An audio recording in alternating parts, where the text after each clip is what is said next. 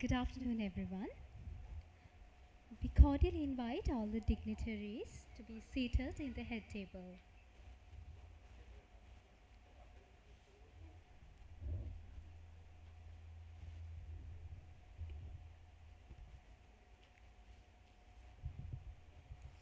Good afternoon, ladies and gentlemen.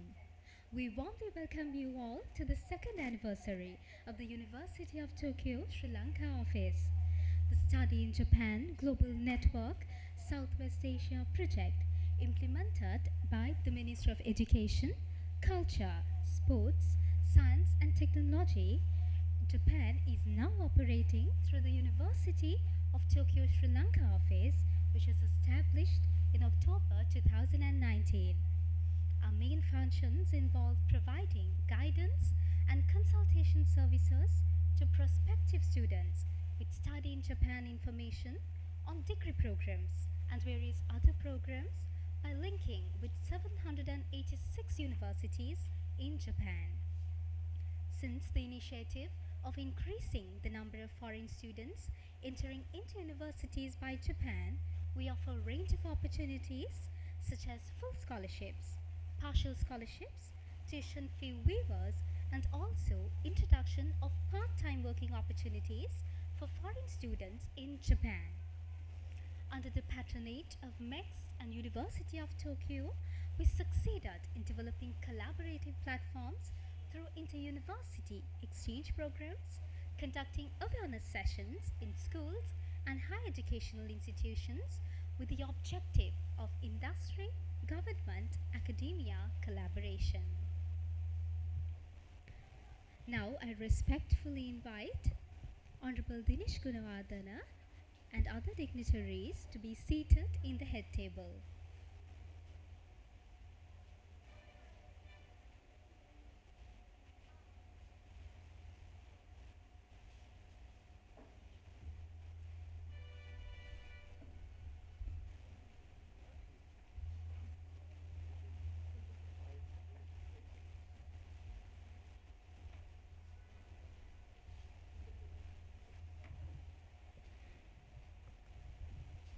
Thank you very much. Now, I cordially invite the Director and Consultant of the University of Tokyo Sri Lanka office, President of the Japanese Graduates Alumni Association, Senior Professor H.D. Karnaratna to deliver the welcome speech.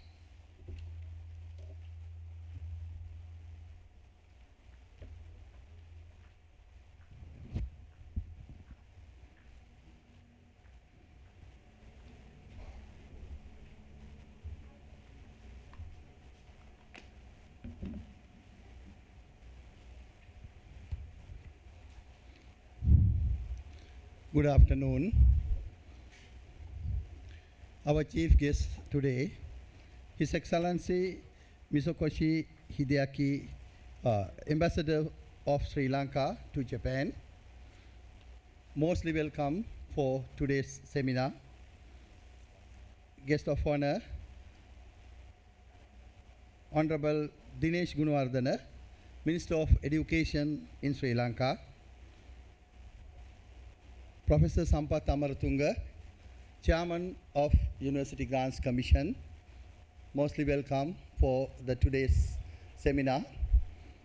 Vice Chairman of the University Grants Commission, Senior Professor Chandana Udawatta, Deans, Directors, Secretary to Embassy, Mr. Takayuki Kawakami, and all other distinguished invitees, members of the Japanese Graduate Alumni Association, and divisional directors, zonal directors, and principals of schools, students, all participants today.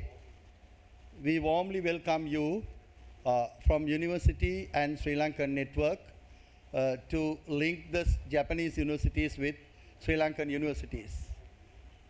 I do not take much time for welcome speech, but we know this is the second anniversary of the University of Tokyo Sri Lanka office, which was established to implement the study in Japan Global Network Project in Sri Lanka.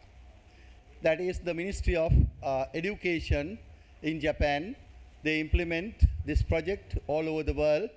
So we are privileged to provide services for our university, academics, students, and schools for on the universities in Japan because there are many scholarship programs.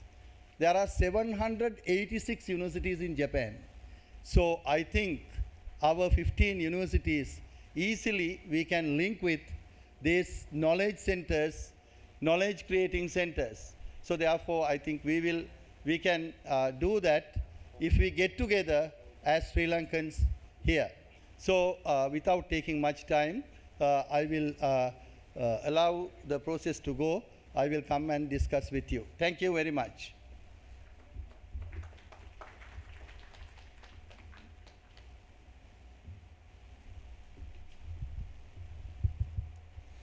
Thank you very much, Professor.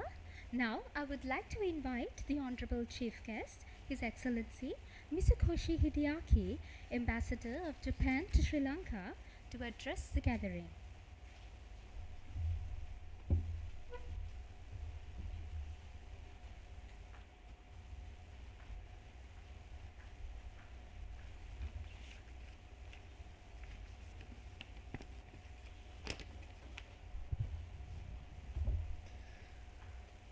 Honorable Dinesh Gunawardana, Minister of Education, Senior Professor Sampath Amaratunga, Chairman, University Grant Commission, Professor Watanabe Satoshi, Special Advisor to the President of the University of Tokyo, Mr. Mori Kazuhiro, Representative, Study in Japan Global Network Program, University of Tokyo, Mr. Yamada Tetsuya, Chief Representative, Jaika Sri Lanka Office, and not least, Senior Professor H.D. Karunaratne,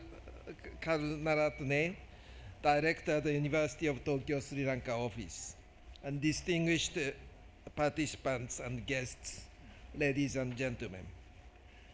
Good afternoon, Ayubowan, Wanakam, Konnichiwa. On the auspicious occasion of the second anniversary of the launching of the University of Tokyo Sri Lanka office, I would like to congratulate all the representatives who have been spearheading this vital initiative with great dedication. In particular, I would like to pay my homage to Senior Professor H.D. Karunaratne for giving rise to the powerful currency in the area of great importance, that is education, through promoting Study in Japan Global Network Program most ardently. Ladies and gentlemen, as we embark upon the new era of friendship, by celebrating the 70th anniversary of the establishment of the diplomatic relationship between Japan and Sri Lanka, today's event should also manifest three notable significance in relation to our new beginning. Firstly, it is the expression of renewed engagement by the University of Tokyo, the icon of Japan's highest education, in heading our academic exchange, which will bear greater fruits towards the next milestone and the centenary in the larger perspective of our relations.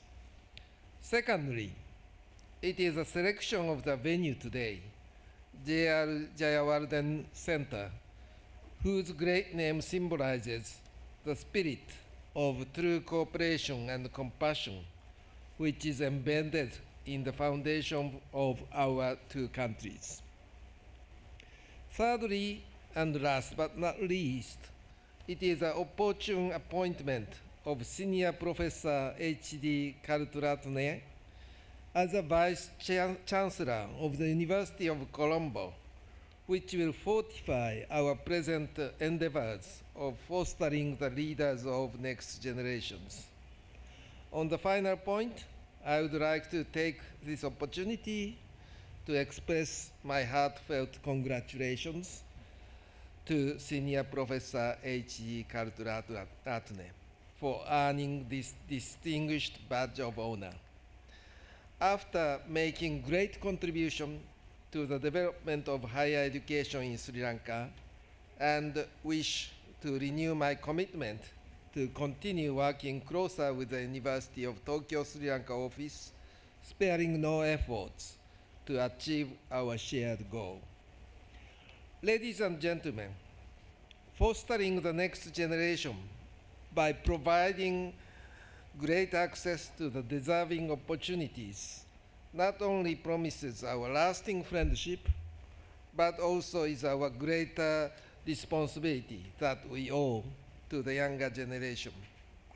The establishment of University of Tokyo Sri Lanka office paves the way forward to fulfill our commitment and is one of the most prominent developments in this regard.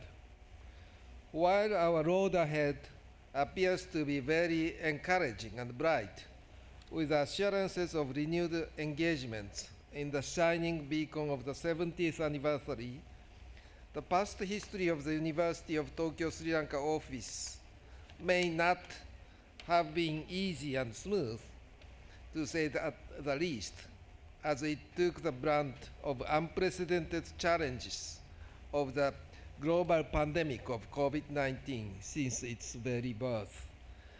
Against all odds, however, Senior Professor H.D. Kalturatne rose to the occasion and established a new method of online seminars promptly, which enabled wider and further outreach to the students in Sri Lanka.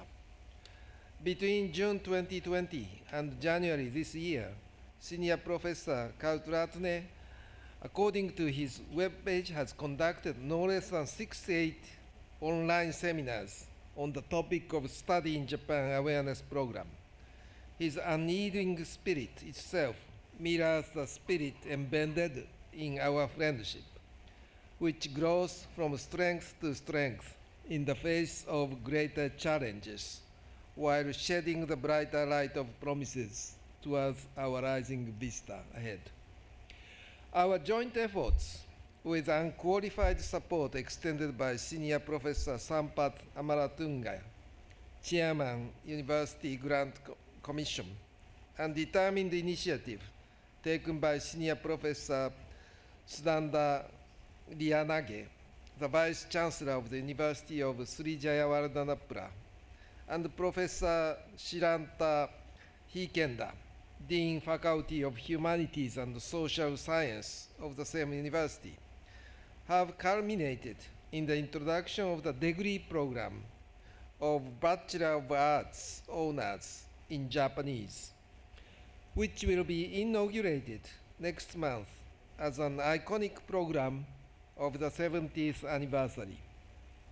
Taking this opportunity, I would like to express my warmest appreciation to Honorable Dinesh Gunawardana, Minister of Education, for giving us thoughtful guidance throughout, and wish to seek continued counsel to further our efforts in fostering next torchbearers of our bilateral relations. The organizing committee to commemorate the 70th anniversary has been working in tight coordination since last September, and today's program has been identified as the opening event of a variety of commemorative events that will follow through the year 2022. I am extremely happy that our 70th anniversary could make excellent kickstart with Senior Professor Kalturatne's initiative. And thanks to this propitious program, I am certain that we will make our 70th anniversary most memorable and successful. On this note, and my very best wishes for further achievement of the University of Tokyo Sri Lanka office, with a greater academic interaction between Japan and Sri Lanka, I would like to conclude my remarks. Thank you very much for your kind attention. Stussy.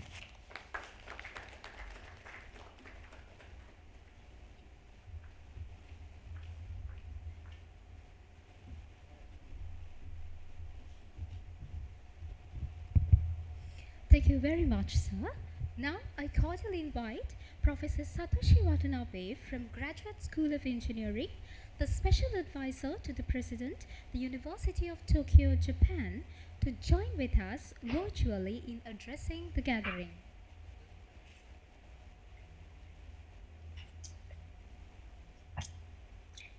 Your Excellency, Mr. Mizukoshi Hideaki, Ambassador of Japan to Sri Lanka, Honorable Dinesh Gunawardana, Minister of Education and Leader of the House of Parliament, Senior Professor, Thampas Amaratunga, Chairman, University Grants Commission, Mr. Yamada Tetsuya, Chief Representative, Jaika Sri Lanka Office,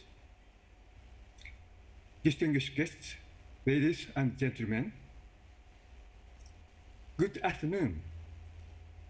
My name is Watanabe Satoshi, a professor in the Graduate School of Engineering and special advisor to the President of the University of Tokyo. I'd like to express my gratitude on behalf of the University of Tokyo to all of you for joining us for this event commemorating the second anniversary of the University of Tokyo Sri Lanka office as a venue in Colombo and online. The Japanese Ministry of Education, Culture, Sports and Technology, or MEXT, is promoting Study in Japan Global Network project to increase international students studying in Japan. Tokyo has been appointed by MEXT to conduct the project in Southwest Asia on behalf of all Japanese higher education institutions.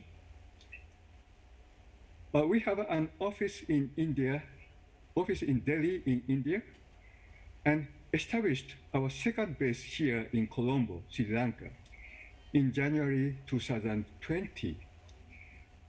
Because Sri Lanka is located in the hub of Southwest Asia, connecting the Indo-Pacific region, and has a long history of friendship with Japan. In the modernization of Japan, many international students from Japan to Europe stopped by in Colombo or Gala, Sri Lanka. However, even though the total number of Sri Lankan students studying in Japan, including vocational schools and Japanese language schools, has increased year by year, the number of undergraduate and graduate students from Sri Lanka in Japanese universities is still not high compared with the numbers in English-speaking countries. Therefore, our aim in this project is to provide information on Japan as a destination for higher education. For example, provide information on the many world-class universities in Japan, the degree program offered in English, affordable academic and financial support, as well as the career opportunities after graduation. A difficult situation continues due to COVID-19 spreading just after the office opening. But our Sri Lanka office, headed by Senior Professor Karna Tuna, has organized and hosted more than 100 awareness sessions, physically or online, in the 2 years, with a total number of participants close to 10,000. We are extremely grateful for the support provided by the Embassy of Japan, Sri Lankan government agencies, universities, Jaikas and other alumni associations, Japanese language schools, and all stakeholders for this project. Unfortunately, it is still difficult for international students to travel to Japan because of COVID-19. But we believe what we are doing now will bear fruit once the pandemic is over. Now, I would like to take this opportunity to talk a little about the University of Tokyo. Professor Fujitero became the 31st president of the University of Tokyo on the 1st of April 2021. And in September 2021, made public the U-Tokyo Compass into a sea of diversity, creating the future through dialogue. A statement of the guiding principles of the University of Tokyo. Please allow me to show you a video on the U-Tokyo Compass. It is about 3 minutes.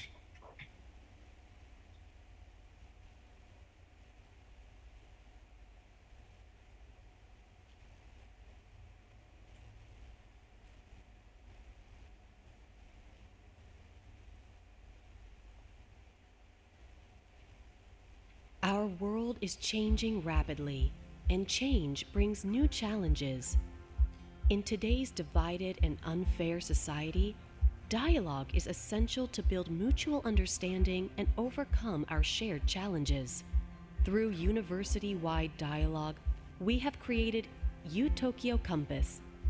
U-Tokyo Compass is our guide to a shared future through dialogue from 3 perspectives: knowledge, people, and place. Contributing to humanity's common good through responsible research is at the heart of what makes U-Tokyo a world-class university. U-Tokyo is curious about the nature of the universe, home to Nobel Prize winners, strong in basic research from the sciences to the humanities, in engineering, applied research, and interdisciplinary study. Responsible research requires that we engage in dialogue with society to understand our shared challenges and build trust through shared action. Centered on people, dialogue is a transformational process that requires us to listen to diverse voices with a genuine desire to reflect on and improve ourselves. In addition to educating talented students and researchers, through dialogue, we hope to learn from and with all our communities, to eliminate inequality, and together to build an inclusive and sustainable society that leaves no one behind. U-Tokyo welcomes people from all over the globe to a physical and digital space where you can further your interests, discover new career paths and opportunities, and go to surprising new places. U-Tokyo is a place where you can challenge yourself and others to improve our world through dialogue and action. U-Tokyo serves humanity by expanding the frontiers of human knowledge and contributing to a sustainable society. U-Tokyo Compass is a guide to how we can improve ourselves through dialogue and ensure a sustainable and autonomous future for the university. I hope you will take a deeper look into the perspectives offered by U-Tokyo Compass and join us on our ongoing voyage.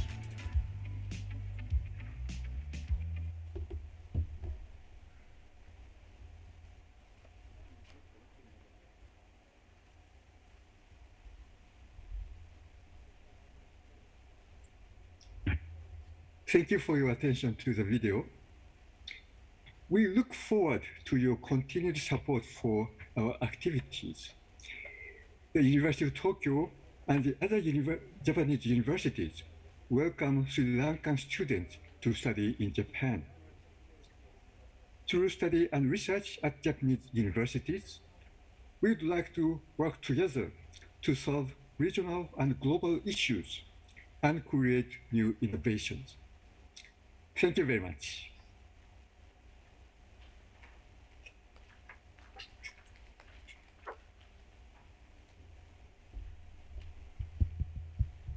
Thank you very much, Professor. Now, I would like to invite Senior Professor H.D. Karnaratna for the presentation on progress of the University of Tokyo, Sri Lanka office.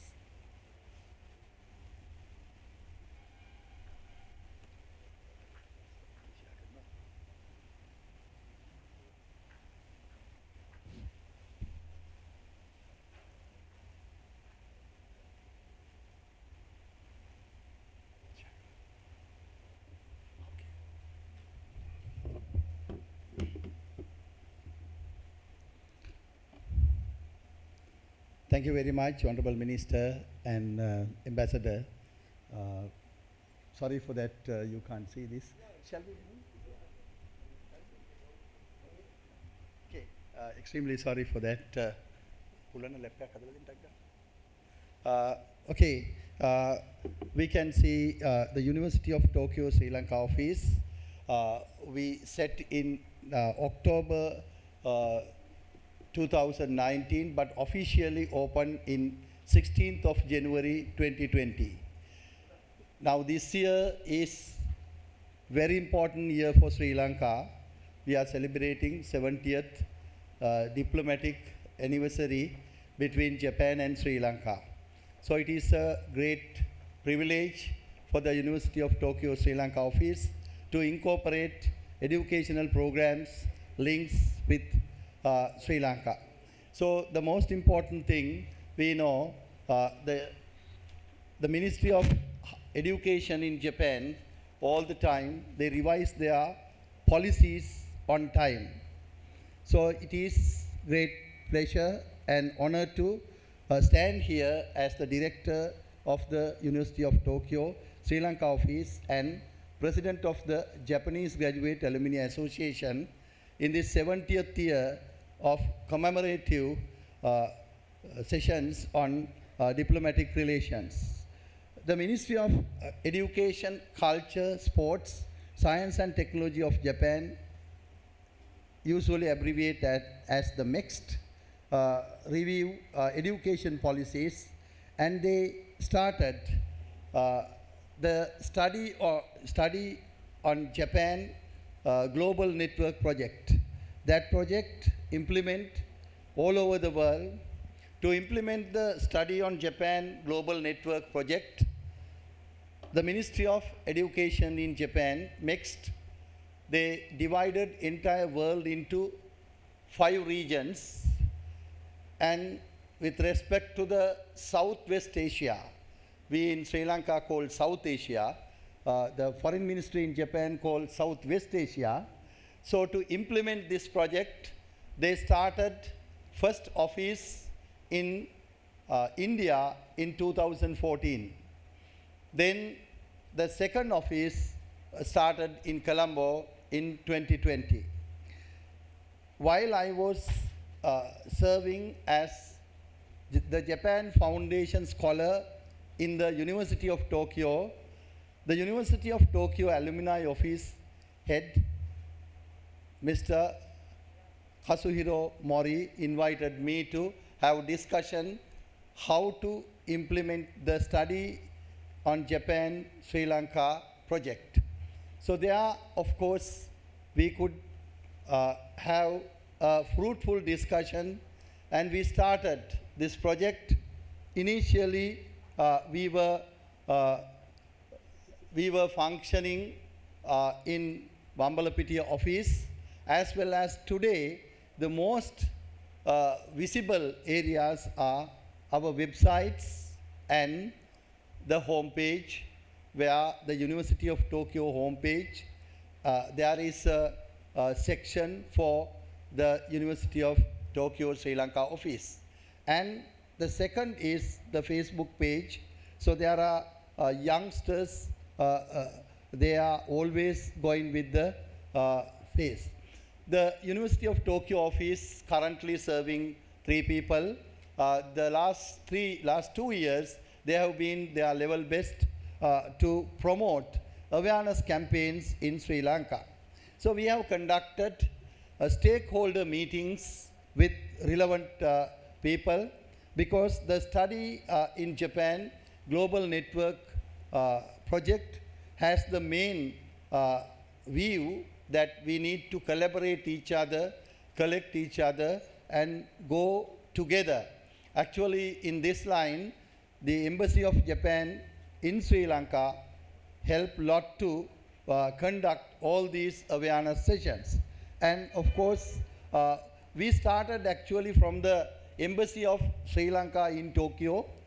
Mr. Kazuhiro Mori and myself visited Honorable the Ganganath Dissanayake. His Excellency Ganganath Dissanayake was the ambassador at that time. He facilitated and discussed the implementation of the project. Thereafter, we met the the University of Tokyo Sri Lanka Alumni Association in Japan, and we discussed regarding this project. Then we visited the Japanese embassy in Sri Lanka. His Excellency also supported us. Then, of course, we visited Jaika office in Sri Lanka. We had stakeholder discussions. Takayuki Kawakami contributed a lot from the embassy to these stakeholder discussions. We had many stakeholder discussions how to conduct this project in Sri Lanka. Some professors visited from Tokyo. Mr. James and some other officers also came to Sri Lanka. And Professor Satoshi also visited. In Japan, the Sri Lanka Student Association, every year they conduct annual research seminar. So we visited that seminar. We couple of times every year we deliver our thoughts with them. We exchange our thoughts with them, and the Sri Lanka Student Association also cooperate with the University of Tokyo Sri Lanka office. Then, of course, the 2 vice presidents from the University of Tokyo visited the University of Colombo, met the Vice Chancellor, and we discussed about the close collaboration with the University of Colombo and the University of Tokyo. Then we had stakeholder discussions in several with the several counterpartners like JASO and all other Japanese counterpartners, in Sri Lankan counterpartners as well. And we touched the Japanese Teachers Alumni Association in Sri Lanka. We conducted stakeholder discussion with Japanese Teachers Alumni Association, and we conducted many other stakeholder discussions with the relevant partners. So awareness campaigns we conducted in universities in Sri Lanka, the University of Kelaniya, the University of Sri Jayawardenepura, University of Colombo, Sabaragamu University of Colombo, Wayamba University of Colombo. We conducted the awareness programs with Kelaniya University because there is one center, Japanese Language Center, first Japanese Language Studies Center in Kelaniya. So we started with them the interactive discussions. Then we visited the University of Sri Jayawardenepura. Professor Shiranta Heenkenda, Dean of the Faculty of Humanities and Social Sciences, incorporate this discussion, and he organized discussion, and all the staff members also attended with respect to that. Then we visited the University of Colombo students as well. We had some sessions. We visited the Wayamba University of Sri Lanka. Vice Chancellor at that time, Professor P.L. Ekanayaka, also from Japanese graduate, and he collaborated with us, and we did a successful awareness session. Then we visited various other universities, Sabaragamu University, and other places as well. Then awareness programs conducted in schools, which will be very important for you, because we have conducted, you can see, the total number here, we have conducted 105 school sessions, except the university and other sessions. Around 11,800 students participated for our discussions, awareness sessions, and we categorize these seminars, awareness campaign. Over 200 students, there are 11 schools we conducted, over 200 to 100 students, 32 sessions we conducted, schools, and below 100 students, we conducted 50 sessions, and combined schools, several schools together via the Zoom linkage, we conducted 15. And the interesting nature, you can see the participation in terms of gender, that you can see in larger schools, the majority of students participating, female students, they are doing Japanese language, and even they have interest to go to Japan. And when the school size becoming smaller, that the male is little bit higher. So it's a new finding. We know that even advanced level schools now, female participation is very high in Sri Lanka. So the thing that in future, we have to conduct more awareness sessions for female students. They are willing to participate in Japanese programs. So this is our number, and you can see we visited the Vishaka Vidyalaya and conducted our awareness program, even there, Matra, the annual cultural program, and they accepted the Japanese ways of thinking. And then, of course, we visited a summary of the schools visits. You can see over 300 student participation, and even 200 student, 300 to 100, and many school participations, even going to suburb like Biyagama Central College, and going into other, you can see long distance places like Balangoda, we visited and conducted physically before the COVID-19 health crisis started. And we conducted many sessions in Kuliyapitiya Saranath College, one of the important sessions we conducted, large number attended. Then finally, as the collaborative project, we started teaching Japanese in University of Tokyo, University of Colombo, with the Tokyo support. Because we know that mainly in Sri Lanka, when we conduct the awareness sessions, students are asking where to learn Japanese. Even the IELTS, they have 7 or 6.5. We know that they have to live in Japan. The society is Japanese. So they need to at least get level 3 of the JLPT examination, to certain extent Japanese. So therefore, in this regard, my institute, where I'm serving as the director, the Institute of Human Resource Advancement, we started last September the Japanese language courses, which are successfully conducting now in University of Colombo. So because of this awareness campaign, we understood the student request. What kind of student request?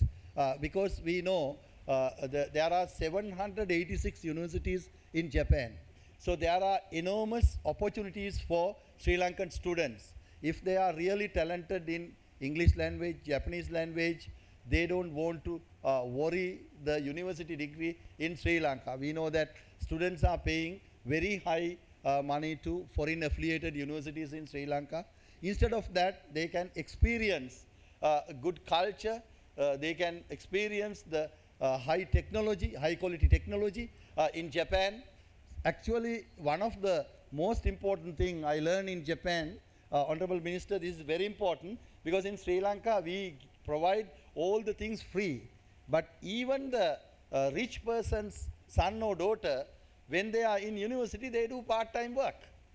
They are independent. The university students are independent. They do part-time work and earn the money and living. So during the 4 years, they know how to earn money, how to save money, how to invest money. Even that period, they learn the financial literacy by themselves. But we give free education, we give all scholarships, everything free, and as a result, some are even not attending university lectures. There are some extreme cases I'm referring. So therefore that I think for Sri Lankan universities also, we need to introduce this part-time working system. Because during the working, while they are in university, because all the 100% students in Japan, they do part-time working. Because that's the time where they can get the financial literacy. So this kind of cultural and social differences, we can learn a lot from Japanese universities, and we need to link our this 16 universities very well to Japanese universities, and we have about 10,000 schools. We have around 4.5 million school students. Actually, this crowd, they can get a very nice green light if they join, and if they know the awareness campaign. When we are doing awareness campaign, what we realize that when we go to school, everybody like to go to Japan, but they don't know what are the requirements they have to make, particularly for how much they have to get the IELTS, how to do IELTS, or how much Japanese knowledge they want, when to apply, how to apply. So these are kind of, role of agencies, but without taking any single cent. The University of Tokyo established this to facilitate the Sri Lankan students. So it is a marvelous opportunity what we could implement during last 2 years. I hope we can collaborate in future. And with the university project in this year, to commemorate this 70th anniversary of the diplomatic ceremony, we decided to publish this commemorative volume in December 2022 that will be launched. So far, I have received about 4 chapters from Sri Lankan professors and Japanese professors. They are teaching in Japan. So I hope the Sri Lankan Japanese graduates, we have many university graduates, including Professor Sampath Amaratunga, myself, and some, of course, the vice chairman also has 5 years working experience in Japan, so that in future we can mobilize our lessons, what we learn from Japan, to collaborate, to link Sri Lankan universities and schools with Japan. Saying that, I will stop my speech. Thank you very much for joining with us today.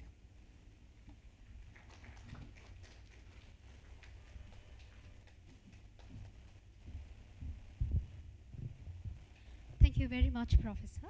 May I cordially invite Honorable Dinesh Gunawardena, Minister of Education and Leader of the House of Parliament, to address the gathering.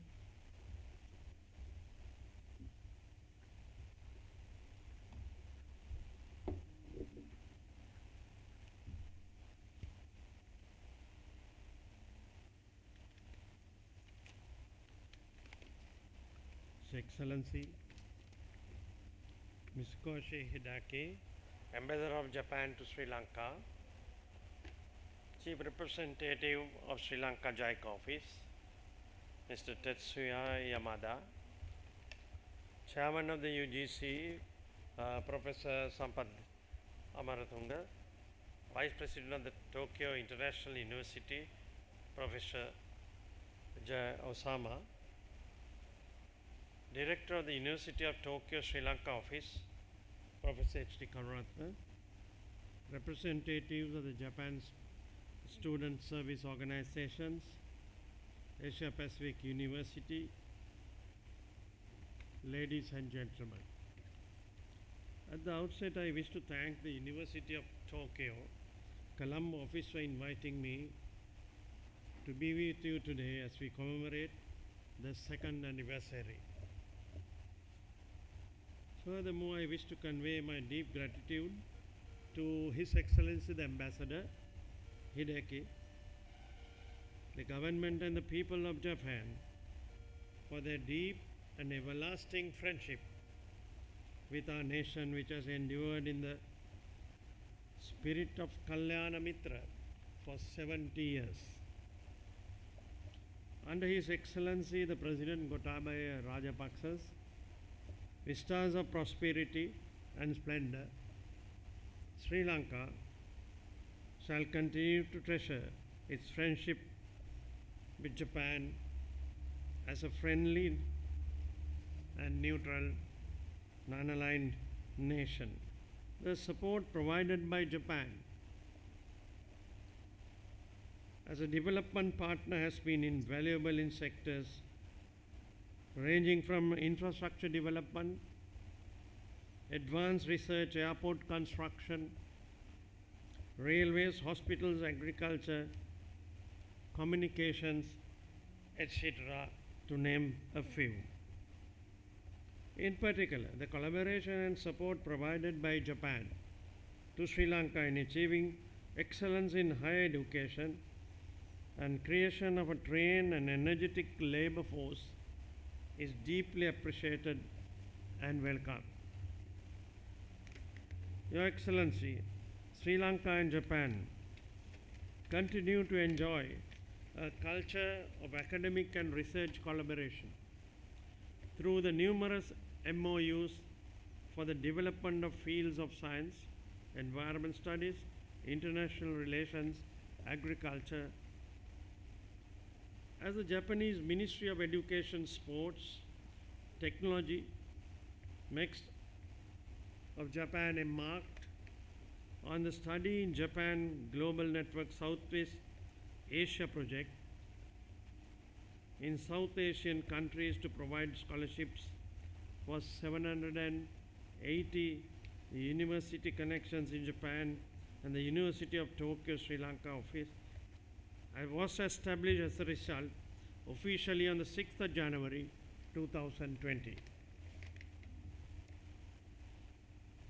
It has undertaken this immense task, for which I thank as the Minister of Education. It is my understanding that the University of Tokyo office of Sri Lanka has played a key role in facilitating such an exchange through the development of a database, conducting information sharing sessions, undertaking consultative process with stakeholders, and networking among Japan-related associations. It is my firm belief that though these programs such as the Sri Lanka students may be better equipped to benefit from the robust and the acclaimed university system of Japan. It is with particular emphasis that I note the need for greater Japanese language training excellency.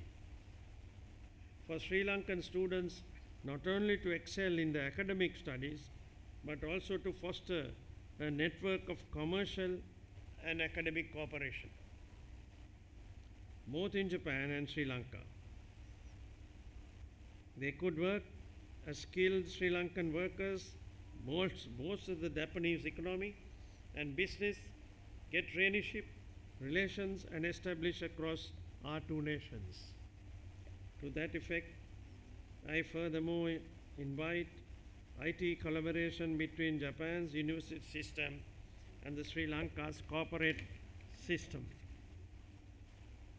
As such, I wish once again to extend my thanks to the government of Japan as well as the University of Tokyo and the office in Colombo for the collaboration and work undertaken over the course of the last 2 years.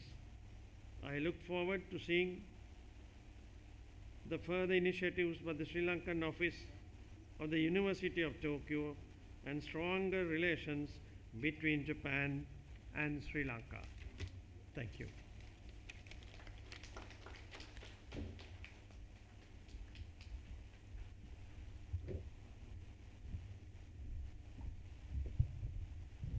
Thank you very much, sir.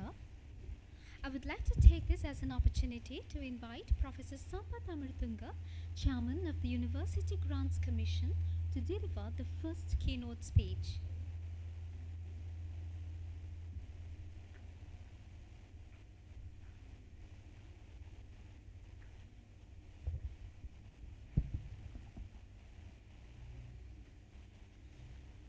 Ayubowan, Vanakkam, Assalamu alaikum, Konnichiwa.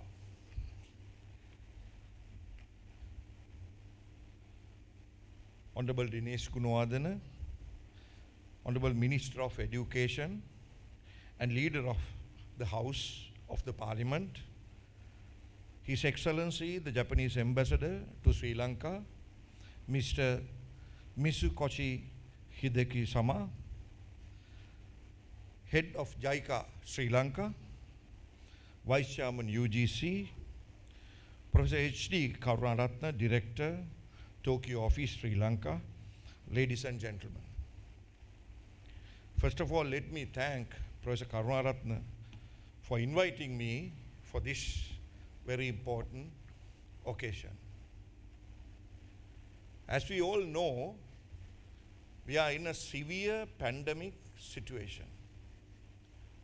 We are experiencing the fourth wave of this pandemic as a country. So this was started in 2020, February, March, but still this continues. But I would like to mention you as a country, if you take the higher education, we are continuing without any disruption. So universities have closed in March 13th. When we normally close universities, we lock all gates and ask everybody to leave the universities, including hostels and classes, and we bring students only after we open gates. But this time, His Excellency the President and the government, also the Honorable Minister of Education, wanted at that time to continue education, higher education in the country. So students in the system were given free data.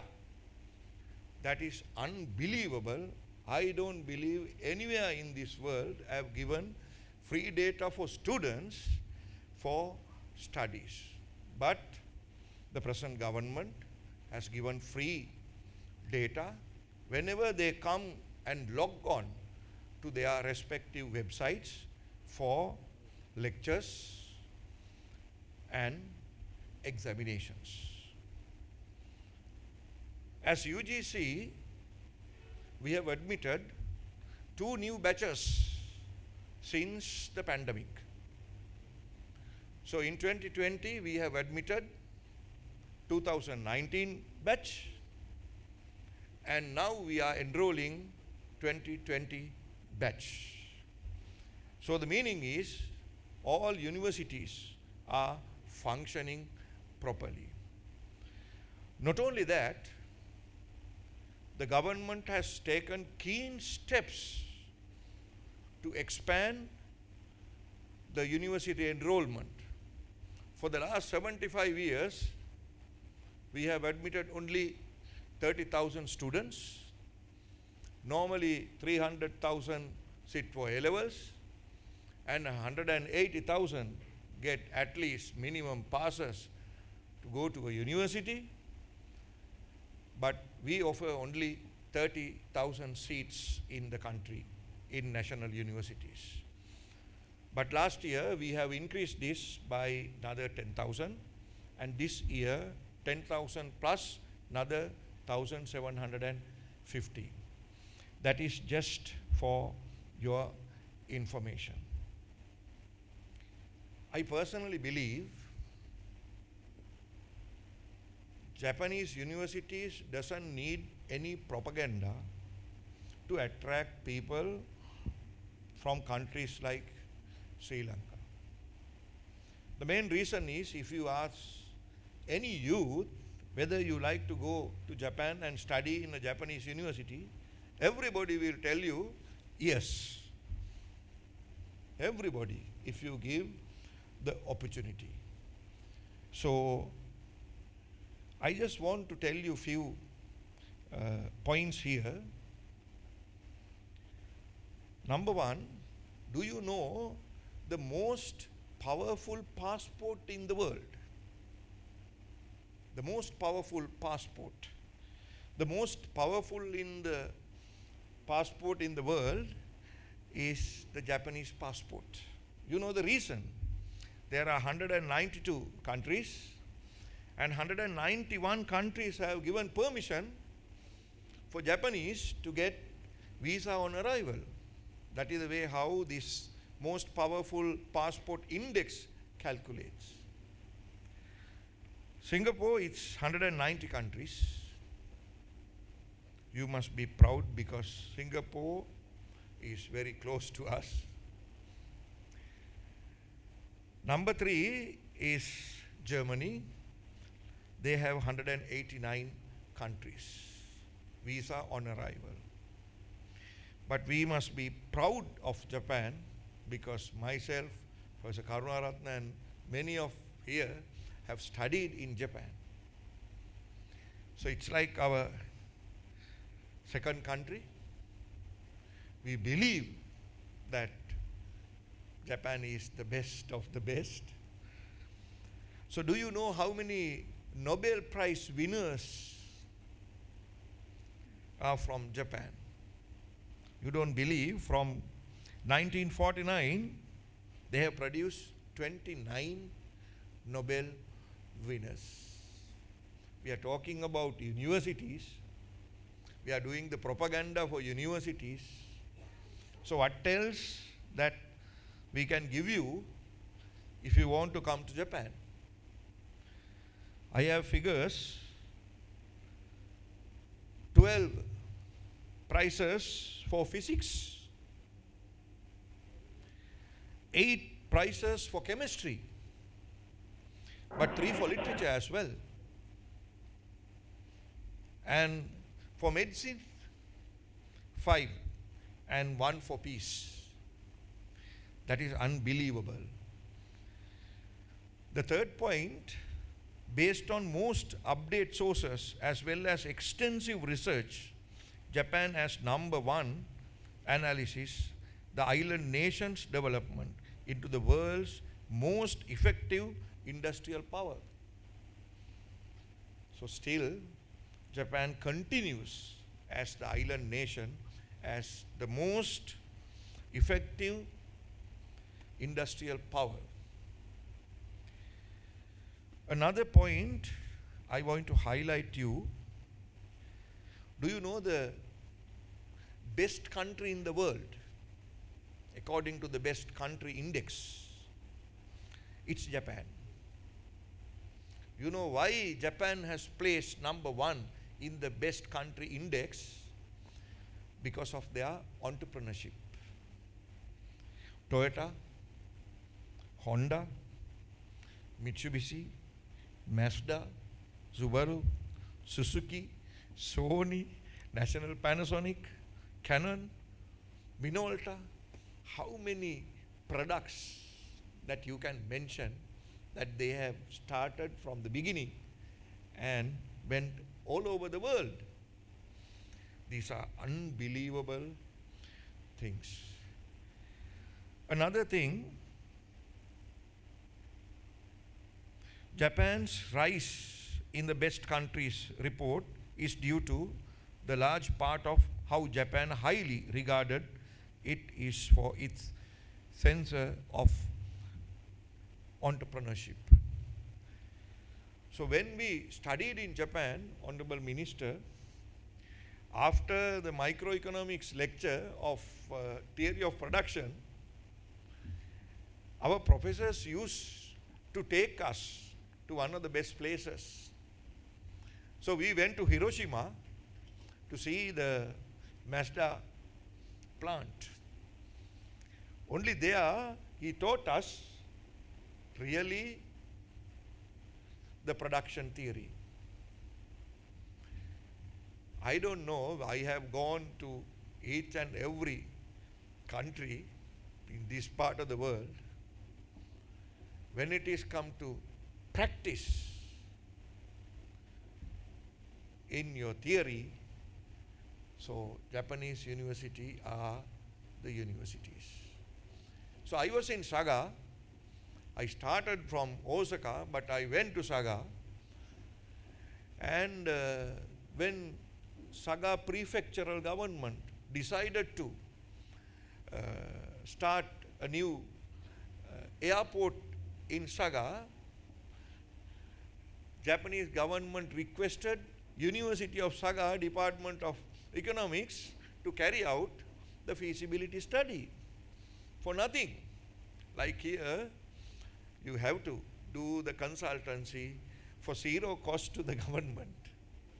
So whole economics department and agricultural economics, everybody, we worked in the field to develop the feasibility study to see whether they need an international airport. So many things to tell, but we really feel that the Japanese government has given us the essence of development and everything embodied in our bodies, and today we are having these opportunities, developing higher education and bringing a lot of people to universities, and all these achievements I think we have grabbed from Japanese experience. So I think Professor Karunaratne, this is more than enough. Honorable Minister need to go to the Parliament. Parliament is open today. I don't know how Honorable Minister managed his time to come and sit with us and celebrate the second anniversary of Tokyo Sri Lanka office. Professor Karunaratne, we are very much grateful to him as well, and thank you very much.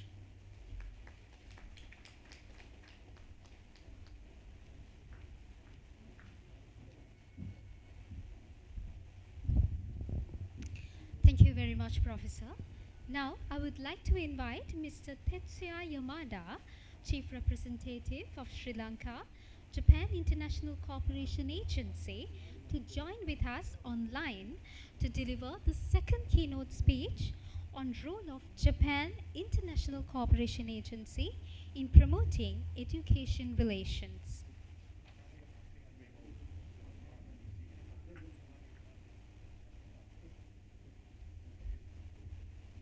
Honorable Dinesh Gunawardena, Minister of Education and Leader of the House of Parliament, Professor Sampath Amaratunga, Chairman, University Grants Commission, His Excellency Mizukoshi Hideaki, Ambassador of Japan to Sri Lanka, Professor H.D. Karunaratne, and Satoshi Watanabe Sensei, Graduate School of Engineering, Special Advisor to the President, the University of Tokyo, Japan. Distinguished guests, everyone, all the participants today, good afternoon. My name is Tetsuya Yamada. I'm Chief Representative of Jaika Sri Lanka office. I'm currently in Japan, in Tokyo, so I'm joining this particular session from Tokyo. First of all, let me thank Professor Karu Sensei for allowing me to join the session to commemorate the second anniversary of establishment of University of Tokyo Sri Lanka office. And secondly, let me congratulate all those who have made great efforts in this past 2 years of establishment of University of Tokyo Sri Lanka office. It's really, really wonderful. Now, I would like to talk a little bit about what Jaika does in this country. And also, I would like to explain to you all about the role of Jaika in education sector in Sri Lanka, using the slide.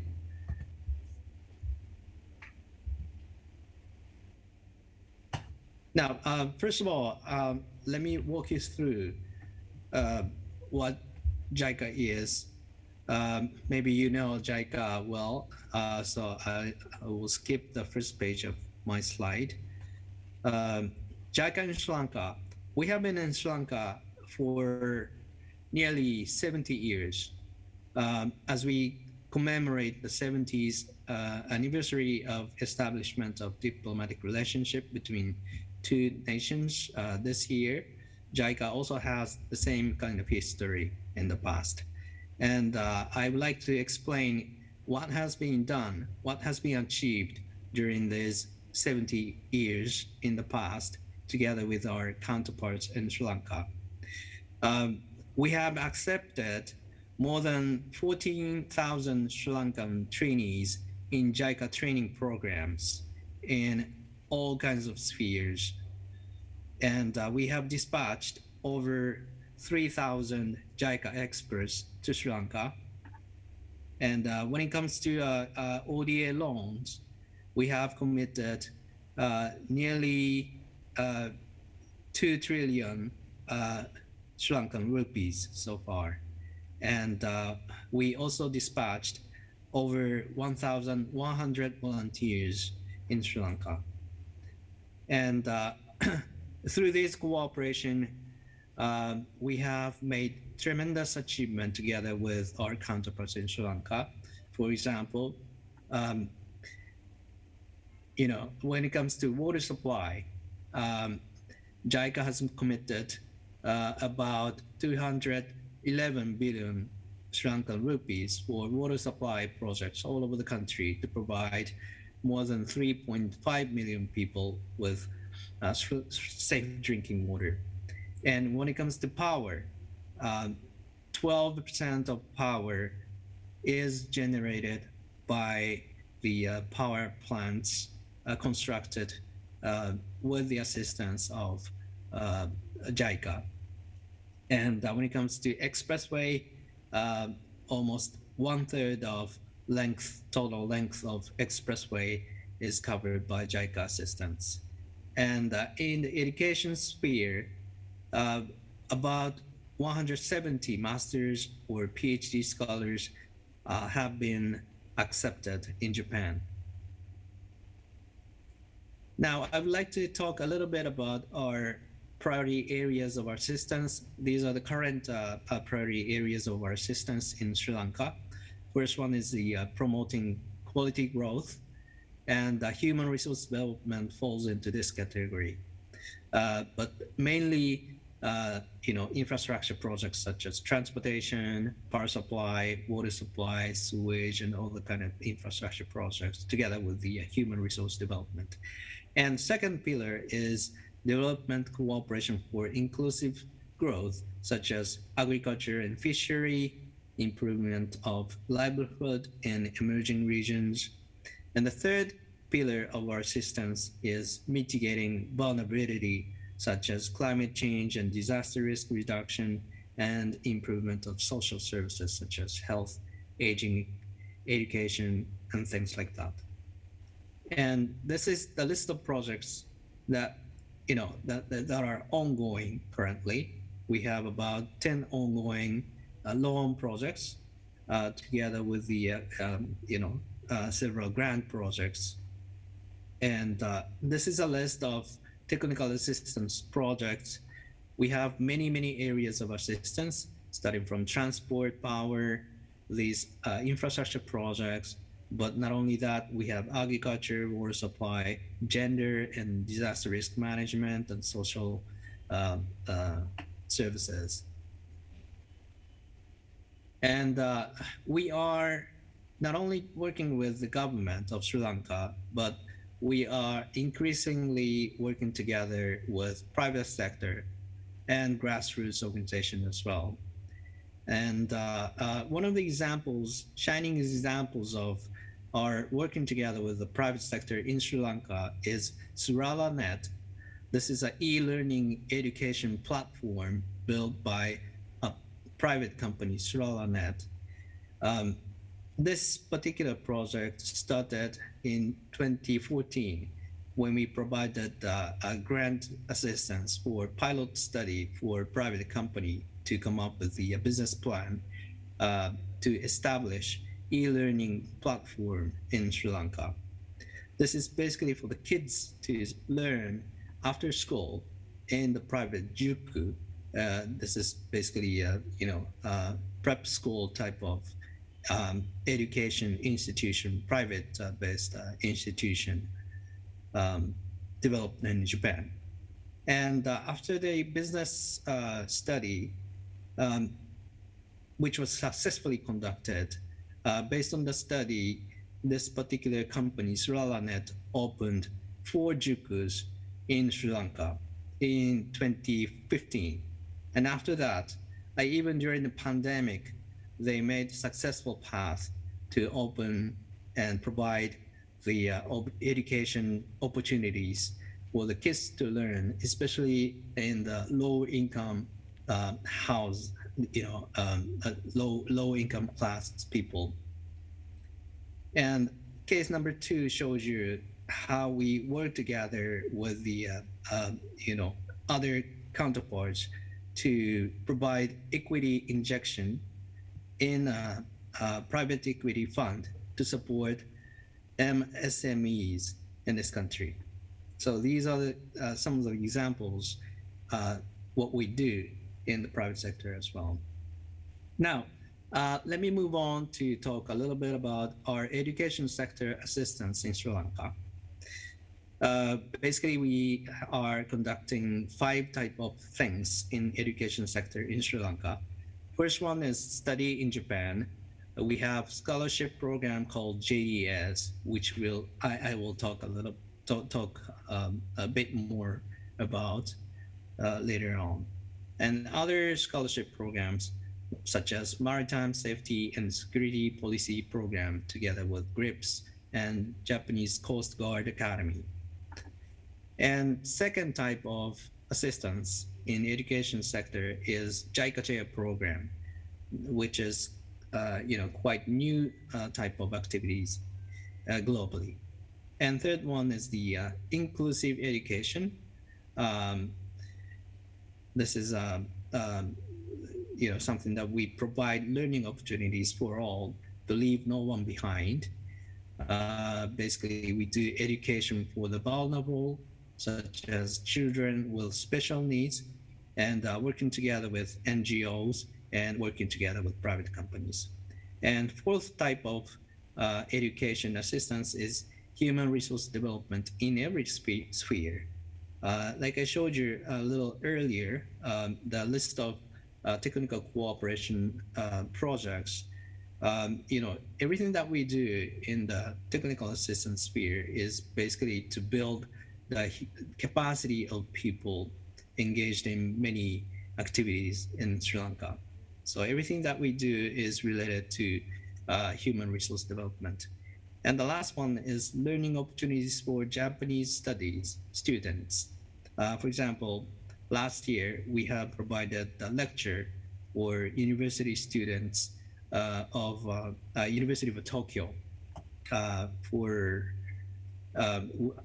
myself did the lecture for study tour for those students in Japan. Through this cooperation, what we are trying to achieve is laying foundation for development, and secondly, promoting inclusive society, and lastly, but not the least, mutual understanding and trust between the two nations. Let me talk a little bit more about JDS and other study in Japan opportunities that we provide in Sri Lanka. First one is the JDS, the Project for Human Resource Development Scholarship Program, which started globally in 1999. But in Sri Lanka, we have been providing this assistance since 2010. And currently, annually, we accept 15 master's students and 2 PhD students from public sector in 6 universities in Japan, including University of Tokyo. And those students basically studies in various areas such as public administration, development economy, business administration, civil engineering and environment, and others. And second one is the Maritime Safety and Security Policy Program, which is the co-hosted by GRIPS, Graduate Institutes for Policy Studies, and Japanese Coast Guard Academy. This is a joint program between GRIPS and Coast Guard Academy. And we accept Coast Guard officers from Japan, Sri Lanka, India, Philippines, Thailand, and Malaysia. And they are studying at the level of master's degree in Japan. And finally, I would like to talk a little bit about Jaika Chair program, which we are currently conducting together with University of Peradeniya, sponsored by Jaika. This is a new program to share Japan's modernization process from Meiji era up to now in the areas of politics, diplomacy, society, economy, development policy, industrial policy, in education, and etc. This is basically a series of 8 lectures, and we have conducted so far 4 lectures. And we are planning to, conduct the same kind of Jaika program with other university in Sri Lanka as well in the future. So this is basically briefly about what we are doing in education sector in Sri Lanka. But my point is, I think, our education assistance is not really big enough, but we have such a huge opportunity between us.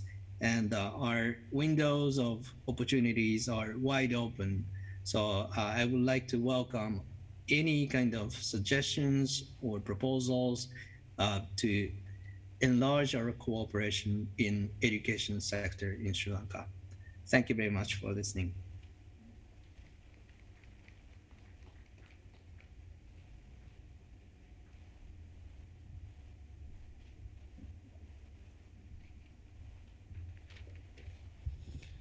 Thank you very much, sir.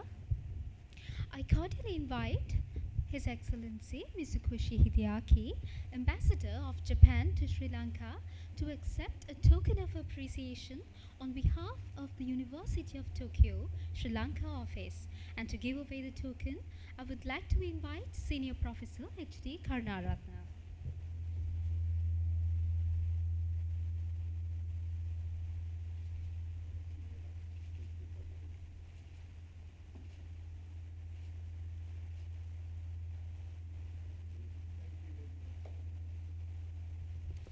Thank you very much.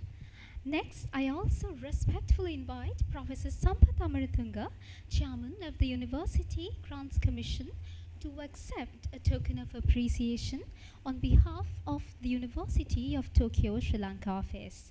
And to give away the token, I invite Senior Professor H.D. Karnaratna.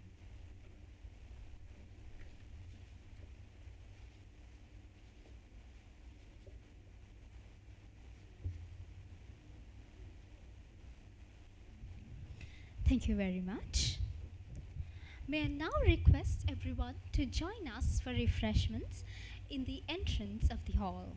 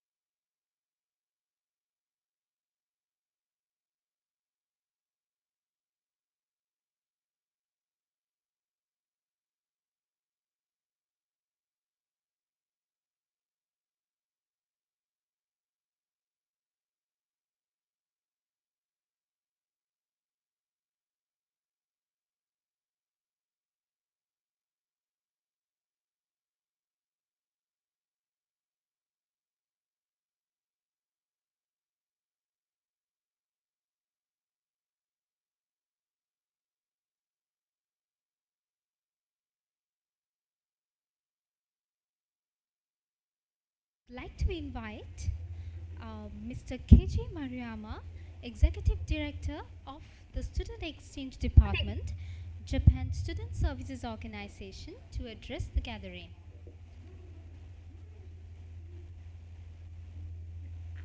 Good afternoon, ladies and gentlemen. My name is Keiji Maruyama.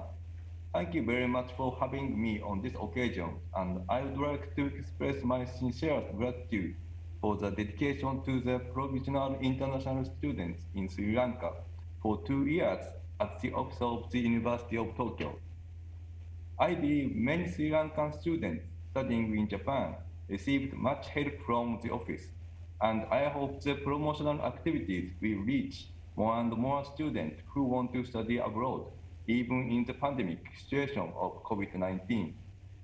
Today, I would like to introduce you some activities by JASO, including the Japanese national project called Study in Japan Global Network Project.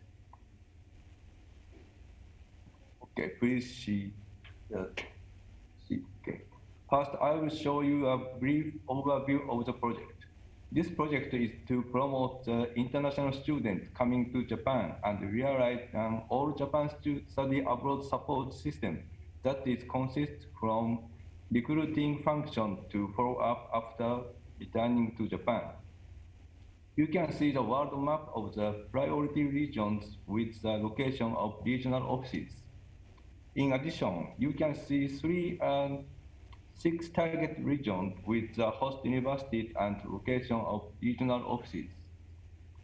You already know the University of Tokyo has offices in Sri Lanka and India as the regional activities of Southwest Asia, and I will explain the rest of 5 regions.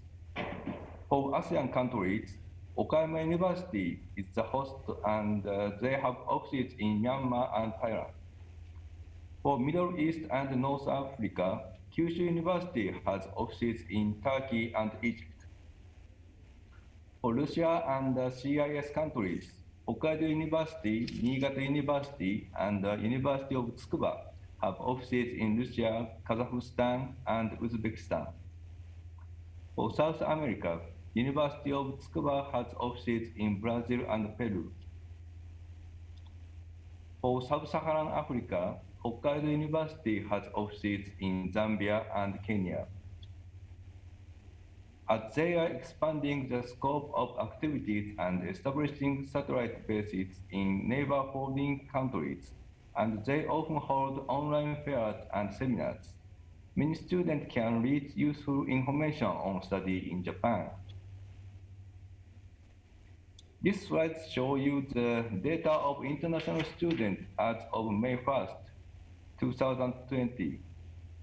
JASO is in charge of this survey, so we ask every single higher education institutions and Japanese language institutes to report the number of international students and their attributes.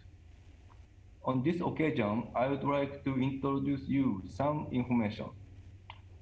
The total number of international students were about 310,000 in 2019.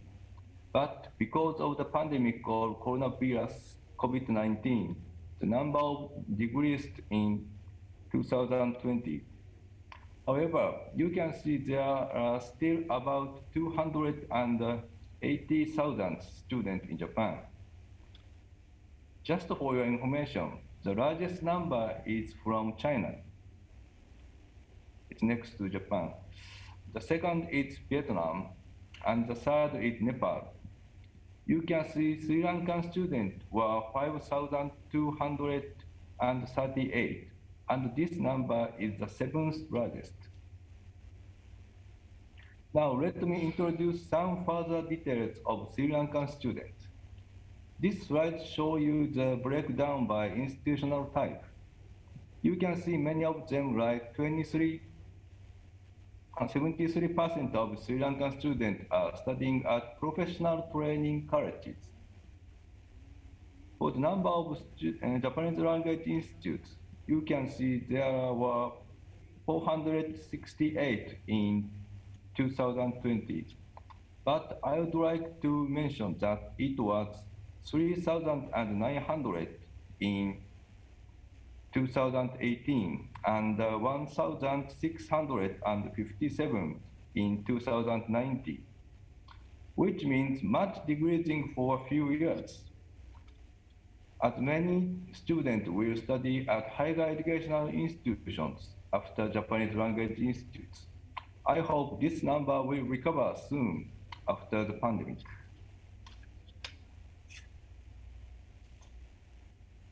These slides show you the breakdown by major field. You can see about half of Sri Lankan students study social science, and the second largest is the engineering.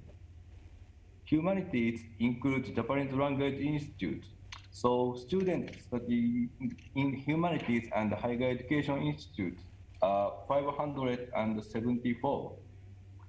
In addition, as I said,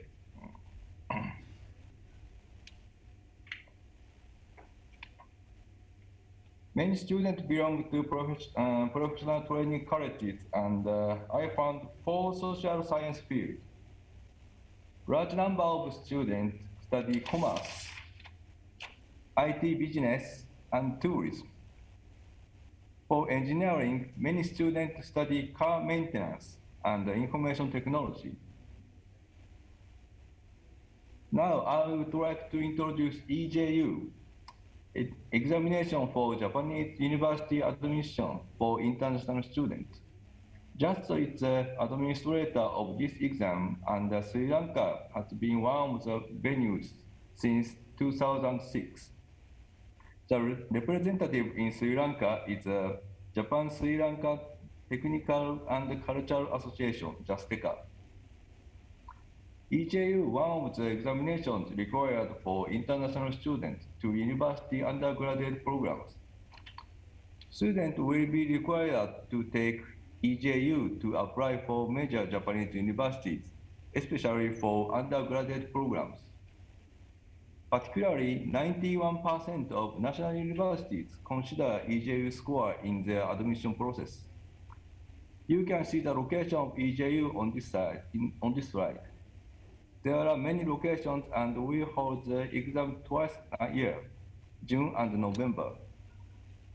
Due to the influence of the COVID-19 pandemic, exam in Colombo was cancelled in June last year, but we could perform in November exam. Still, I am afraid to say Sri Lankan examinees are not so many. In the last November exam, examinees in Colombo were 14, and the Sri Lankan examinees in Japan were 21.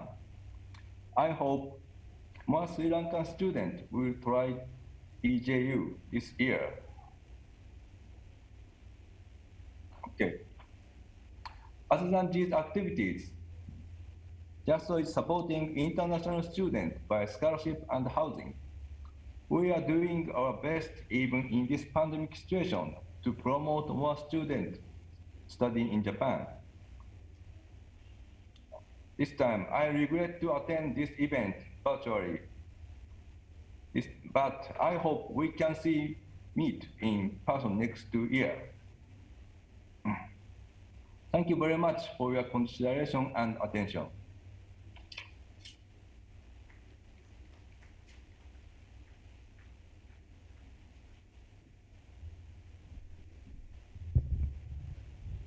Thank you very much, sir. I take this as an opportunity to invite Professor Jay Osama, the Vice President of Tokyo International University, Japan, to address the gathering via virtual platform.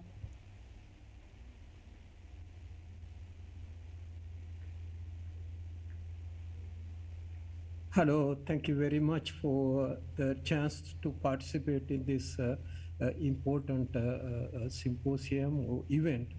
And I would like to thank the professor, senior professor Karunaratna for inviting me, to participate in here. And I feel, this organization and the activities by University of Tokyo, Colombo office, I think is a major contributor to promoting Sri Lankan students' participation. in Japanese, attending Japanese universities.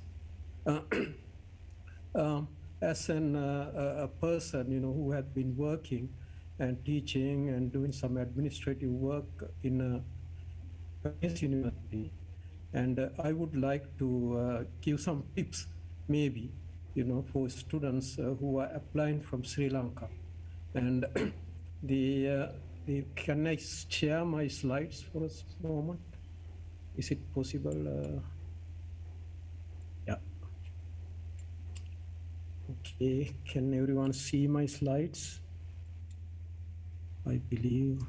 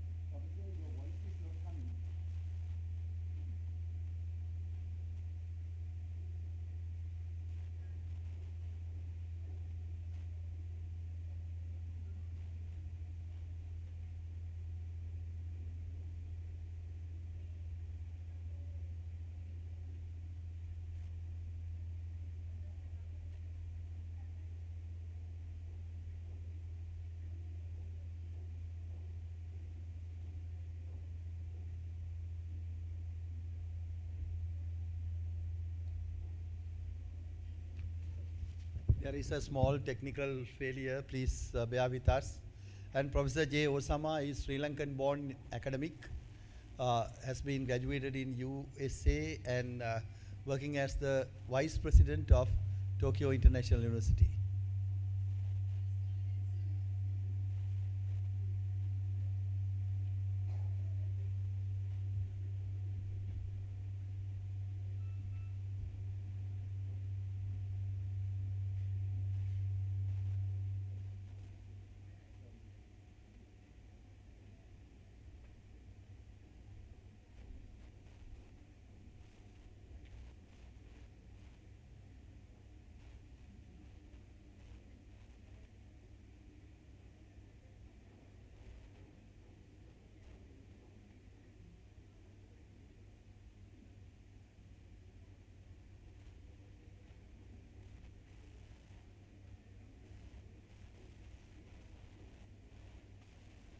Recording in progress.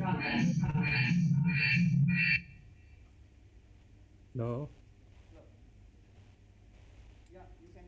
Yeah, you can go ahead. Okay, all right. Okay, okay. So thank you so much again, everyone, and Professor Karunaratna and the others, who are participating in this event. And my special thanks to Senior Professor Karunaratna for doing an outstanding job in promoting the students coming to Japan and the having the promoting to get the good number of students coming to and study in Japanese universities. And so today I like to give some advice or maybe something share my experience in promoting Japanese universities and particularly our university for Sri Lankan students. And I am working in the Tokyo International University. And so today I share my experience. And I have experience, studying in Sri Lanka, United States, Europe, and also some Japan. And foreign student recruitment, I have participated in events in Central Asia, China, South Asia, including Sri Lanka, India, Nepal, Bangladesh, etc., and ASEAN countries, and also North America. And I have advised many students, undergraduate as well as graduate students. And the key areas, I find, when I talk with students and also when we look at our own school, and I have worked in 2 universities in Japan. And the key things, for students to enter a Japanese university is you must have good Japanese or you must have good English. And if you looking at the grades, and in the high school level, if you enter in the undergraduate program or the university level, and very important. And for high schools, again, depending on the major, if you are entering maybe IT, engineering, medical, etc., that particular discipline in the high school, in the advanced level, we call it Sri Lanka, and having good grades will help. And our university, for example, give 100% scholarships to undergraduate students, and who are really in having good standing in the advanced level exam, and then applying to our university. And the top students from some top high schools in Sri Lanka, from Colombo, Gampaha, Gold, etc. And we have about more than 50 students studying here in the undergraduate program. And if you count the PhD, etc., we have close to more than close to 60 students from Sri Lanka, from undergraduate to PhD level. And so we look at the good grades. And also another one is, if students have shown some leadership qualities, and the schools have some club activities, etc. And that also helps. Particularly in our university, we count them when we apply, when we admit them, particularly for undergraduate program.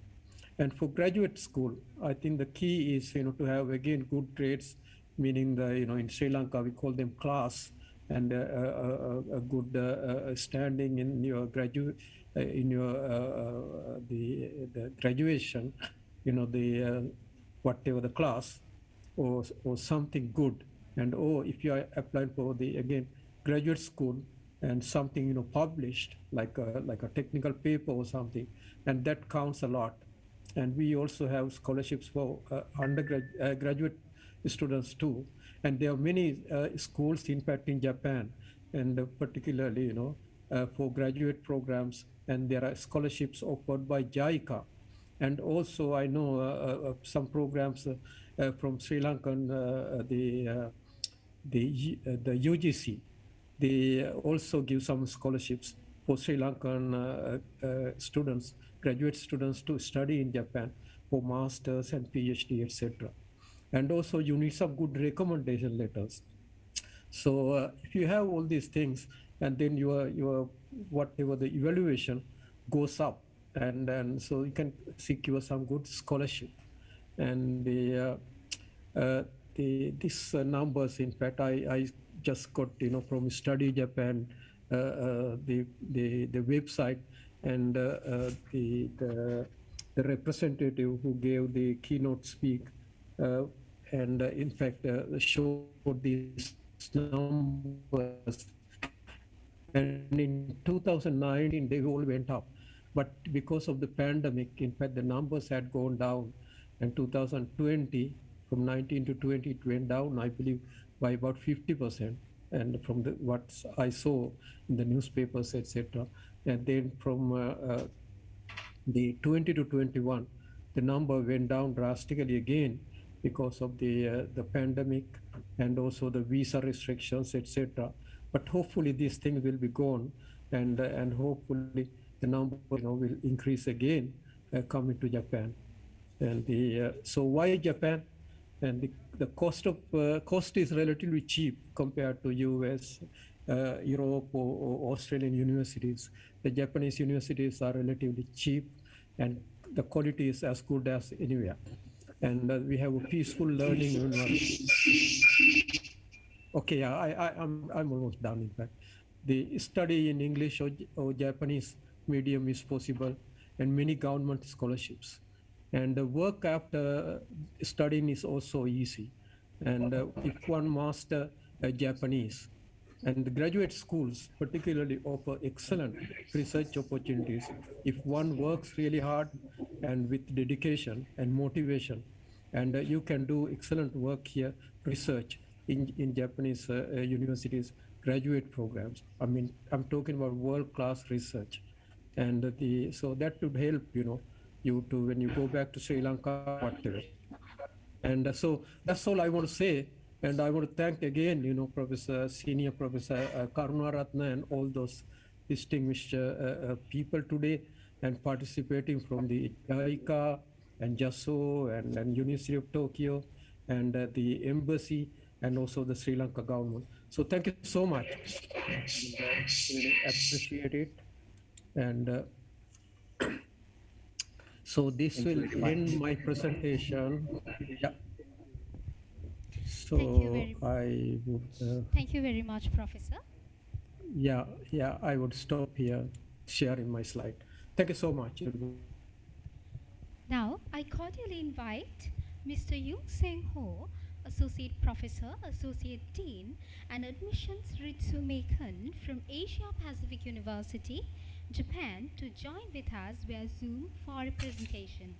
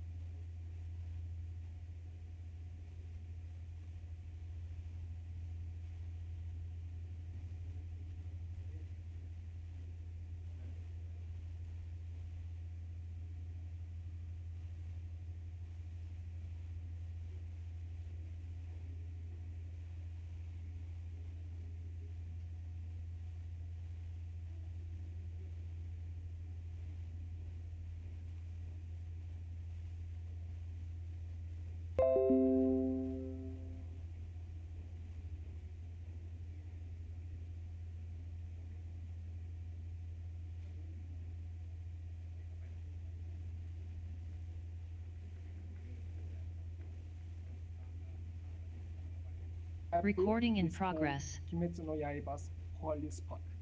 And if you come to APU, then I will let you know why our city is the holy spot. Okay. So we have made huge achievement since 2000 when our university started. So now among 786 universities in Japan, we are ranked 22nd and 5th out of 607 private universities.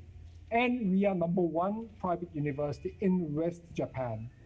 And now we are keeping going up in this COVID situation. And we are also one of the 37 top global universities in Japan. So why great number of great students are coming in APU? Firstly, because of the diversity of APU. So I want to show you a very, very short video clip here. So please, Mr. Yamamoto.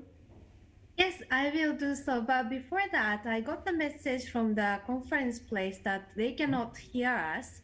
They cannot hear us.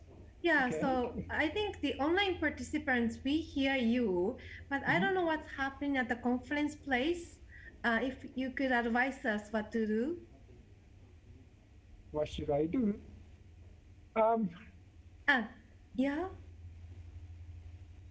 Professor Kunal, shall we continue? Yes, we can hear now. You can hear now? So can I start again or go ahead? Go ahead. Okay. Thank you very much. So, Mr. Yamamoto, could you play the video clip, please? Okay. Okay, I will stop my slide.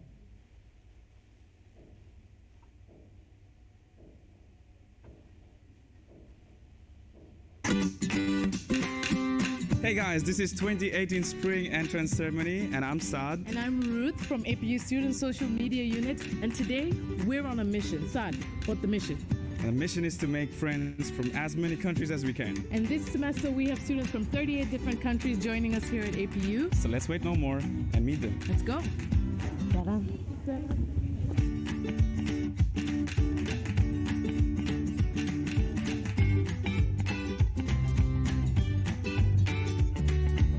Why did you choose to study in Japan? ラーメン一番好きですから。Ramen? Ramen. I like ramen too. I mean, that was the main reason I came here. So guys, what's your name and where are you from? My name is Vivek Yogi and I'm from Nepal. My name is Pradut and I'm from Nepal as well. I'm from Rwanda, from Nigeria, from Sri Lanka, from Korea, I'm from Fiji, From Russia. From Canada. from Azerbaijan, from France, from Finland, but I study in Norway, The USA. Germany. Uganda. from Mongolia, From India. from Thailand, from Indonesia. Diversity. Like, yes, being able to meet a lot of people from different walks of life and backgrounds. It is a very small place, but it's also very friendly, and you have everything you need in the around you. And everyone is so friendly here. And so far I've found so many great kids and so many friends. Family here. We're a family here. That's great.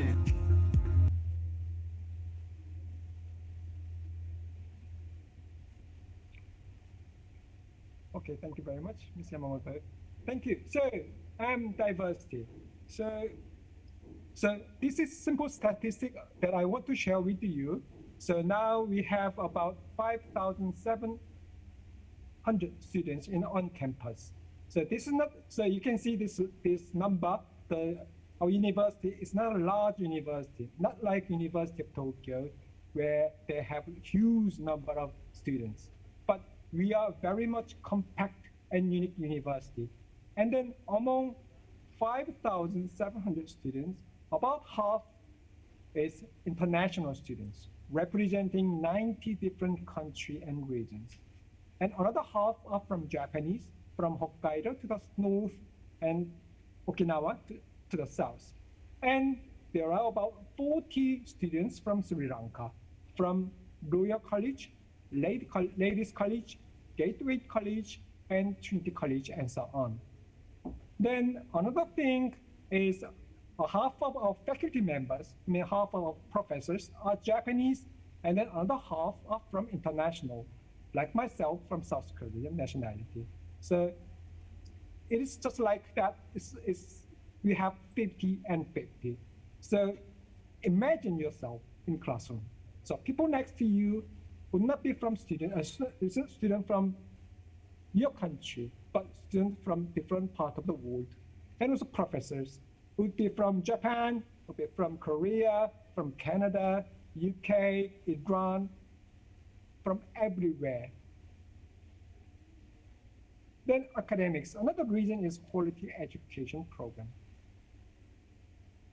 So I recommend one major concern for international student or Sri Lankan student to study in Japan is, you may say, oh, I don't speak Japanese. Don't worry, we teach all lecture in two languages. One is in Japanese, one is in English. So you can complete all program in English. And on top of that, we also offer Asian Pacific language, such as Indonesian, Chinese, Korean, Spanish, Thai, and Vietnamese. So we have two colleges at this time. So one is College of International Management, where you can study accounting and finance, strategic management and organization, marketing and innovation and economics. But you don't have to choose one specific major when you apply, but you can choose your major while you're studying at APU. It's like more like American style. So we try to give you flexibility. And the College of International Management has a global business education accreditation called AHCSB. That means we have global standard education. So in Japan, we are only university that has business program for undergraduate in English. So if you want to have global standard English business program in Japan, we are the only one choice for you. And another college is College of Asian Pacific Studies, where you can learn about diversity of Asian Pacific regions, or you can develop yourself to solve a range of social issues in Asian Pacific area. And there are 4 areas of study. So environment and development, culture and society, media, hospitality and tourism, and international relations and peace study. So these are examples of international organizations where our graduates from College of Asian Pacific Study are working at. Then many international students choose APU because of the number of career options we offer. So once you are in APU, so you will have a lot of different cultural experience and global network. So this is something many Japanese companies are looking for these days. So our employment success rate is superb, 96%. So this is because that many students in the world have so much of international or intercultural experience, multilingual skill, and good solid academic background. So our students are very, very popular in Japan as well as overseas. So Ashan, one of our graduates in 2021, he went to internship to Bloomberg, a global finance service company, and he's now working at one of the largest consulting company in Japan. So our students are hired by those companies, for example, and if you don't go to working area, then another track is going to graduate school. And these are examples of university where our alumni are moving to. Then, last but not least, we offer a number of financial opportunities for our international students. So because our university, disseminated Asian Pacific University, wants to invite many talented international students, we have prepared the largest scholarship fund among Japanese universities. So one scholarship we provide you is called APU Tuition Reduction Scholarship. So you will have 30%, 50%, 65%, 80%, even 100% reduction from your tuition fee based on your performance. And then once you arrive in Japan, you will still apply for private scholarship from Japanese government and private foundation. So you will have plenty of chance to apply for scholarship while you are staying in APU. So for instance, this guy have got 65% of the APU tuition reduction scholarship for 4 years. On top of that, the JASO, you already had the presentation today, the JASO, he got a JASO scholarship from first and second and third semester. Then in his 4th semester, he got scholarship from Oita Prefecture. So, but if you find yourself having to pay full tuition fee, our tuition fee is about $11,000 per year. But as you already listened from previous presentation, in America, average tuition fee for state university is about $26,000 per year. And if you go to private university in US, you have to pay about 35,000 US dollars. So we offer high quality education with reasonable tuition fee. So I think that's all from me today. So if you are interested in APU and you want to have more information about APU, then please contact Dr. Harin and Ms. Yamamoto. And okay, thank you very much. I try to keep my time 10 minutes. It's okay. Thank you very much, everyone. Thank you for listening.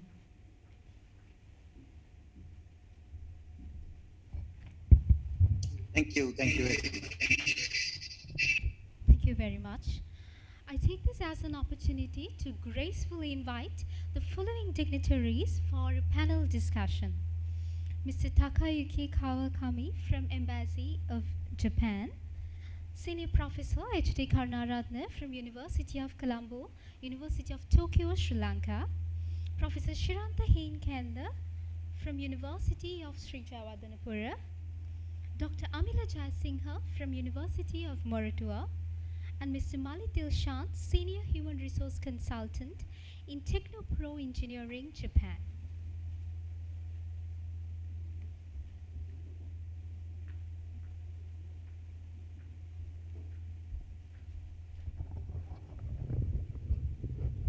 Recording in progress.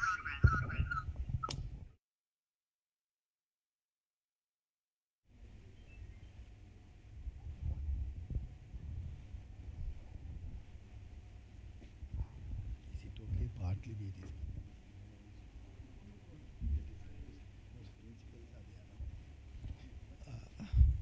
Thank you very much for bearing with us. This session is going to be panel discussion. We will conduct partly in Sinhala and partly in English. අපි මේක සිංහලෙන් සහ ඉංග්‍රීසියෙන් conduct කරන්නේ. We have here the Secretary to the Embassy of Japan, Mr. Takayuki Kawakami. He will speak in English, and I hope the all other three members, distinguished invitees, Professor Shiranta Heenkenda, Dean of the Faculty of Humanities and Social Sciences, University of Sri Jawadanapura, and next to me is Malik Dilshan, the Human Resource Consultant to Recruiting Agency for Engineers in Japan, and he has been working in Nissan company for a long period. And then we have Dr. Amila Jayasinghe from University of Moratuwa. So we will conduct basically in Sinhala and English. So our main topic today, what we are going to discuss, is about the the student migration. Student migration. ලංකාවෙන් ශිෂ්‍යෝ විදේශගත වීම පිළිබඳව තමයි අපි කතා කරන්න හදන්නේ. දැන් මේක ඔබ දන්නවා උසස් අධ්‍යාපනය සඳහා ශිෂ්‍යයන්ට තියෙන ප්‍රධාන අවස්ථාවක් තමයි විදේශීය රටකට ගිහිල්ලා තමන්ගේ ජීවිතය සාර්ථක කර ගැනීම සඳහා උසස් අධ්‍යාපනය ලැබලා ලංකාවට පැමිණීම හෝ ඒ රටවල සිටීම. So therefore that we need to discuss on this issue more and more. First from the Mr. Takayuki Kawakami, I would like to get some points on the barriers to student migration, particularly how can we promote the Sri Lankan students going into Japan. He has been concerning, I know very well about the technical skills of Sri Lankan students, about the mathematical skills, physics skills, chemistry and all this. So let me to invite first Mr. Takayuki Kawakami in first round to give his thoughts on the student migration. Thank you very much, Senior Professor H.D. Karunaratne, for kindly introducing myself and giving me opportunity to kick off this panel discussion. Before giving my thought, I am feeling very happy to be here again. 2 years ago, I was there also and joined the panel discussion. And I vividly remember the beautiful evening that the Senior Professor H.D. Karunaratne had arranged that night. That was just before I actually can say that it was eve of the beginning of the global pandemic, and probably the last of one of those last evening that we could enjoy, very pleasant time without wearing mask. But today, the fact is that we all wearing mask, and then the world has changed. But the future is the same that we are going to discuss. Today's topic is about student migrations. So when we talk about student migration, maybe we can rephrase perhaps like the migration as the same topic, how we can pursue our higher education. Of course, the migration has wider, I think, a connotation when it comes to not only limited to education, but probably including other method of migrating to Japan. But all in all, to make way to Japan, I think we should kind of start thinking about the goal. The goal is not only education, neither the temporary visit or getting any temporary job opportunity, but this is all about having the career opportunities in Japan, which I think all the panelists, all the speakers, honorable speakers, who had joined today's this anniversary event had already spoken. But when we talk about having the permanent job opportunities in Japan, then I think we have to reverse what would be needing to reach that point. And what we are doing is that the study in Japan is only part of the process of reaching that goal. And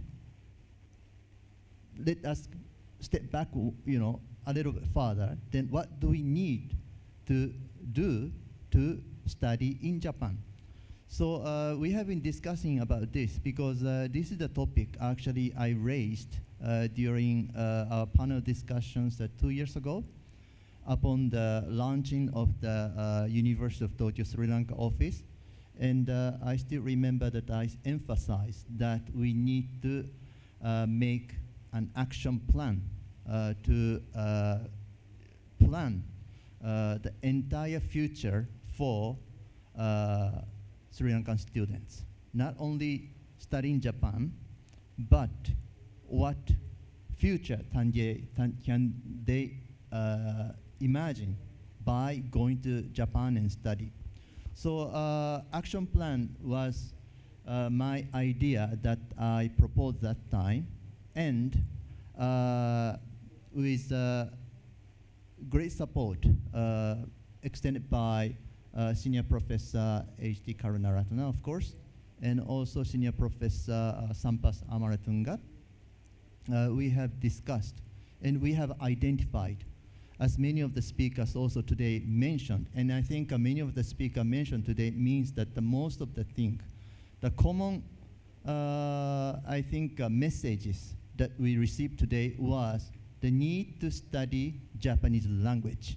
I think that is, I think, where we should start with, because without having the Japanese language, it's not only for, this is something that conducive to have better, education in Japan, because in order to get the true knowledge, and that is unalloyed true knowledge, the language is the essential thing.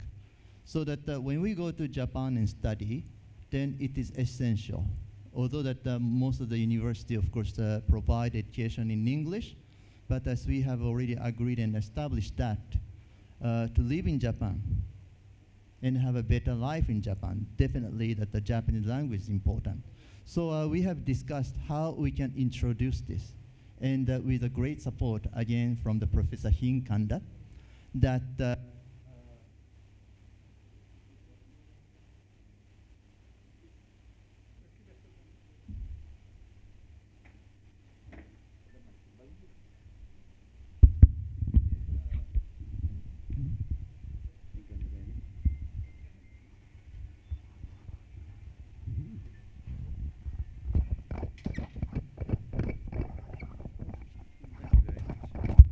excuse my interruption, but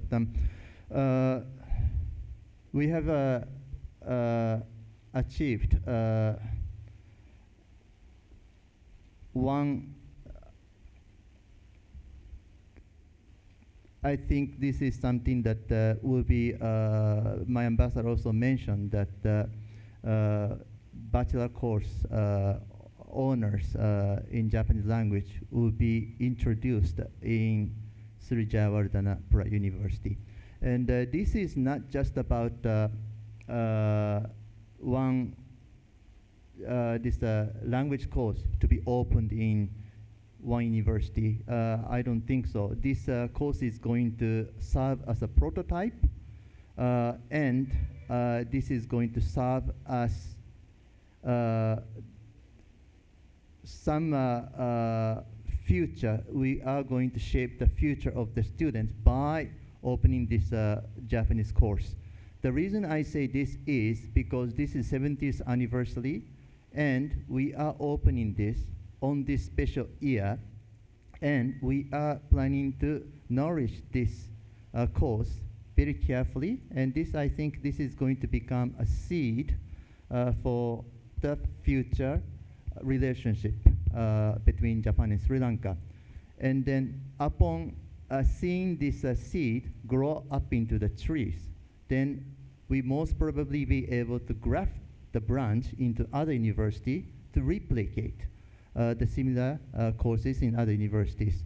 I think this is something that, you know, a great, I think, initiative by the Professor Hinkenda. We could, you know, envisage the new beginning between Japan and Sri Lanka through this new course. And this is my probably, you know, gambit to the title of today's panelist, that for student migration, most important thing I would like to propose and that we are working on is to promote Japanese language. That is, you know, also the same message I think we have received from all the speakers today. Thank you very much. Yeah, thank you very much, Mr. Takayuki Kawakami-san, the representing the embassy, providing these ideas.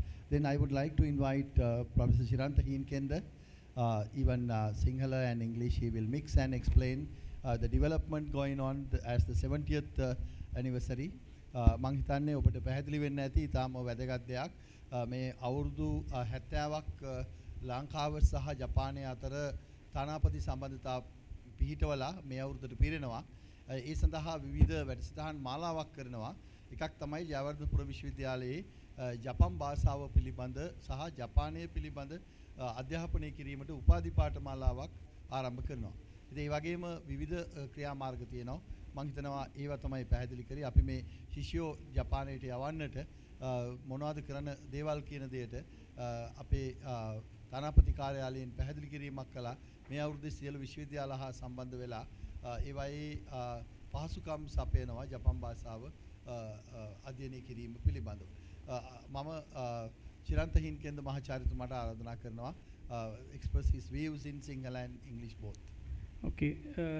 බොහොම ස්තුතියි ජ්‍යෙෂ්ඨ මහාචාර්ය ශ්‍රී කරුණාරත්න මැතිතුමාට, ඒ වගේම මෙතන ඉන්න panel එකේ ඉන්න සියලු මෙම්බර්ස්ලා අවසරයි, ආදරණීය විදුහල්පතිවරුන්, ඒ වගේම ගුරු මණ්ඩලයේ සියලු දෙනා අවසරයි. එතුමා කිව්වා වගේ අපි මේ 70 වෙනි සංවත්සරයත් එක්කම පමණක් නෙවෙයි ජපාන් භාෂාව ප්‍රචලිත කිරීම උදෙසා අපි විවිධ වැඩසටහන් ගණනාවක් ක්‍රියාත්මක කරා. අපි උත්සාහ කරා විශ්වවිද්‍යාලවල ඉන්න ආචාර්ය මණ්ඩලයටත් මේ ඔපචුනිටි එක දෙන්න. ඒ වගේම අපිට පෙනෙන දෙයක් තමයි වර්තමානයේ විශ්වවිද්‍යාලවලට එන දරුවන් අතර විශාල උනන්දුවක් දක්වනවා විදේශී භාෂාවන් ඉගෙන ගන්න. ඒ අතරතුරදී දැන් අපි මෙතන ඉන්න මමත් නගෝයා විශ්වවිද්‍යාලයේ PhD කළේ, ටෝකියෝ වල මගේ මාස්ටර්ස් කළේ. අපි යනකොට අපි ජපන් භාෂාව දැනගෙන ගියේ නැහැ. ඉතින් ඒක දැන් ඉන්න අයට අපිට තේරෙනවා ඒකේ ඇඩ්වාන්ටේජ් එක අපි අරන් දෙන්න ඕන කියලා. That's why we introduced the Bachelor of Japanese Language honors degree, not in just a general degree, honors degree in Jayawardhanapura University. අත වශයෙන්ම අද වෙනකොට ළමයි මගේ ඉන්ටේක් එක අපි තමයි ලංකාවේ තියෙන විශ්වවිද්‍යාල වලින් ඉස්සෙල්ලාම ආරම්භ කරේ මේ පීඨය. අනිත් විශ්වවිද්‍යාල තව පොඩ්ඩක් පරක් වෙනවා. ළමයි 40ක් අපිට මේ වෙනකොට රෙජිස්ටර් වෙලා ඉන්නවා, පටන් ගත්තා. විශේෂයෙන්ම ඒ වෙනකොට මම හිතන්නේ ඔබතුමීලා දන්නවා ඇඩ්වාන්ස් ලෙවල් වල කරන කාලේ ජයවර්ධනපුර මෙහෙම එකක් තියෙනවා කියලා දන්නේ නැහැ. හුඟක් අය තාම විශ්වවිද්‍යාල ප්‍රතිපාදන කොමිෂන් සභාවේ පොතටවත් ගියේ නැහැ. නමුත් ආව ගමන් මේගොල්ලෝ දැක්කා මේ විෂයන් තියෙනවා කියලා මේ ළමයි ඇප්ලයි කරා. ඒක විශේෂ උනන්දුවක් තියෙනවා. ඒකට හේතුව වර්තමානයේ ජපානයේ හුඟක් වෙලාවට ලේබර් මාකට් එක ඇතුලේ ලොකු වැකියුම් එකක් තියෙනවා. එක පැත්තකින් මේ තරුණ ඔබ කවුරුත් දන්නවා තරුණ ජනගහනය අඩුවක් තියෙනවා වයස්ගත ජනගහනය වැඩි වීමක් තියෙනවා. ඒකට හේතුව ඒ කාලානුරූපව දැන් තරුණයන් ජපානයේ බැලුවත් අපි කියන්නේ මේ කසාද බැඳලා ළමයි හදන්න නැති ප්‍රවණතාවයකුත් තියෙනවා. දැන් කාලයක් තිස්සේ තියෙනවා. ඒ නිසා දරුවෝ නෑ අත කතාව. අපි ගත්තොත් එම පොපියුලේෂන් පිරමීඩ් එකේ ලොකු වැකියුම් එකක් තියෙනවා. ඒ නිසා ජපානයේ ඕපන් කරලා තියෙනවා මේ අපේ වගේ රටවල් වල අයට. මේක හුඟක් වෙලාවට පිලිපීන්ස් වගේ රටවල් හරියට ඩ්‍රැග් කරගන්නවා. අපේ රට එක ටිකක් අඩුවෙන් ඩ්‍රැග් කරගන්නවා. මොකද අපි යන්නේ හුඟ දෙනෙක් හයි එඩියුකේෂන් වලට පමණයි. හයි එඩියුකේෂන් වලට ගියාම එහෙ රැඳෙන එක සම්බන්ධයෙන් ලොකු ප්‍රශ්නයක් තියෙනවා. දැන් අපි වගේ අය ගියොත් අපි අනිවාර්යයෙන්ම අපි විශ්වවිද්‍යාල වලට නැවතෙනවා. අපි හුඟක් ඔබ දකින්න ඇති මේ ස්ලයිඩ්ස් ඔක්කොගෙම ට්‍රේනින් කරේ බියුරොක්‍රැට්ස්ලා. එහෙම නැත්නම් just like officials in government office. ඒගොල්ලෝ එතන ඔබතුමීලා වගේ අය විදුහල්පතිවරු ඒගොල්ලෝ එහෙ ඉන්නේ නැහැ. තාමත් අඩු වයසින් ගියොත් තමයි එහෙ ඉන්න පුළුවන් සහ ඔපචුනිටි තියෙන්නේ. එක අවස්ථාවක්. ඒක අපි කියන්නේ අපේ ජනගහනය හෙට තල්ලු කරන එක නෙවෙයි. නමුත් ඒ අවස්ථාව ගන්න පුළුවන් අවුරුදු 4ක් 5ක් 10ක් විතර ඉඳලා නැවත ඒගොල්ලන් එන්න පුළුවන්. ඒක දැන් අපි ටික උත්සාහ කරනවා විශ්වවිද්‍යාල මට්ටමේ මේ උගන්වීම තුලින් මේගොල්ලන්ට ඉමීඩියට්ලි මේගොල්ලන්ට හරිම පහසුවෙන් ජැපනීස් ලැන්ග්වේජ් එක දන්නවනම් මේගොල්ලන්ට පෝස්ට් ග්‍රැජුවේට් ඔපචුනිටිස් තියෙනවා. ඒකට ග්‍රැජුවේට් වෙච්ච ගමන් යන්න පුළුවන්. ඒකට අමතරව මම කැමති අපි ඔක්කොමලා කතා කරන හයර් එඩියුකේෂන් සම්බන්ධයෙන්. නමුත් අපි මේ මයිග්‍රේෂන් එක සම්බන්ධයෙන් වෙන රටවල් පාවිච්චි කරන උපක්‍රම. දැන් උදාහරණයක් වශයෙන් ගත්තොත් පිලිපීන් වගේ රටවල් ඒගොල්ලෝ ෆාමර්ස්ලා යවලා ට්‍රේන් කරලා ගේනවා. මොකද මේ නොලෙජ් එක, ඒ නෝහව් එක ට්‍රාන්ස්ෆර් කරන්න තියෙන එකම අවස්ථාව. අපි කොච්චර කිව්වත් අපි ට්‍රේනින් එකට දවස් 2-3ක ට්‍රේනින් එකට ඇරියට ඒක එන්නේ නැහැ. විශේෂයෙන්ම ඔබ කවුරුත් දන්නවා මම ඒ පොයින්ට් එක විතරක් කතා කරලා නවත්තන්නම්. ඇග්‍රිකල්චර් සෙක්ටර් එක අපේ 30% එම්ප්ලොයි වෙලා තියෙන ඇග්‍රිකල්චර් සෙක්ටර් එකේ. අපේ GDP එකෙන් තාම 7% විතර වගේ තමයි දෙන්නේ. ඔබ කවුරුත් දන්නවා මේ කාලේ ඇග්‍රිකල්චර් මොඩර්නයිසේෂන් කියන එක very important compared to the Japan. අපි ඒ රටවල් එක ගත්තොත් තාක්ෂණ ඉතා ඉහළතර. අපි එහෙන් ගේන්නේ ට්‍රැක්ටරයක් විතරයි.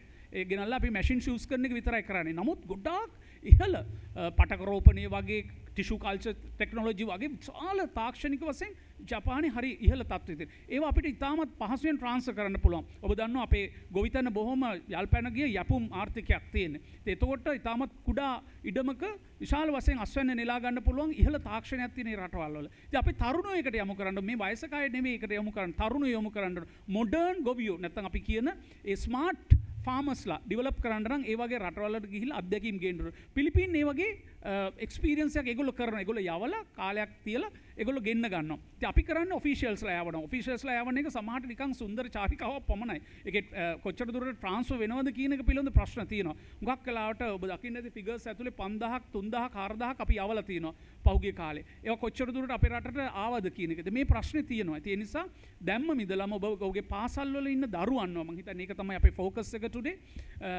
Please encourage them to acquire the knowledge of the Japanese language, especially language. මොකද අනිත් රටවල් වගේ නෙවෙයි අපේ රට ඇවිල්ලා colonial country එකක්. අපි පුළුවන් තරම් prefer කරන්නේ English speaking country එකක් හැටියට. But we have a lot of opportunities in Japan. Japan is a developed country in the Asia. ලෝකේ දෙවෙනියට දැන් ඉන්නේ. ඒත් වශයෙන්ම දැන් මේ ඊපෙද චීනෙත් එක ගත්තා. But develop පැත්තෙන් I think number 1. ඇමරිකාවටත් වඩා ඉහළ මේ development එකක් තියෙන රටක්.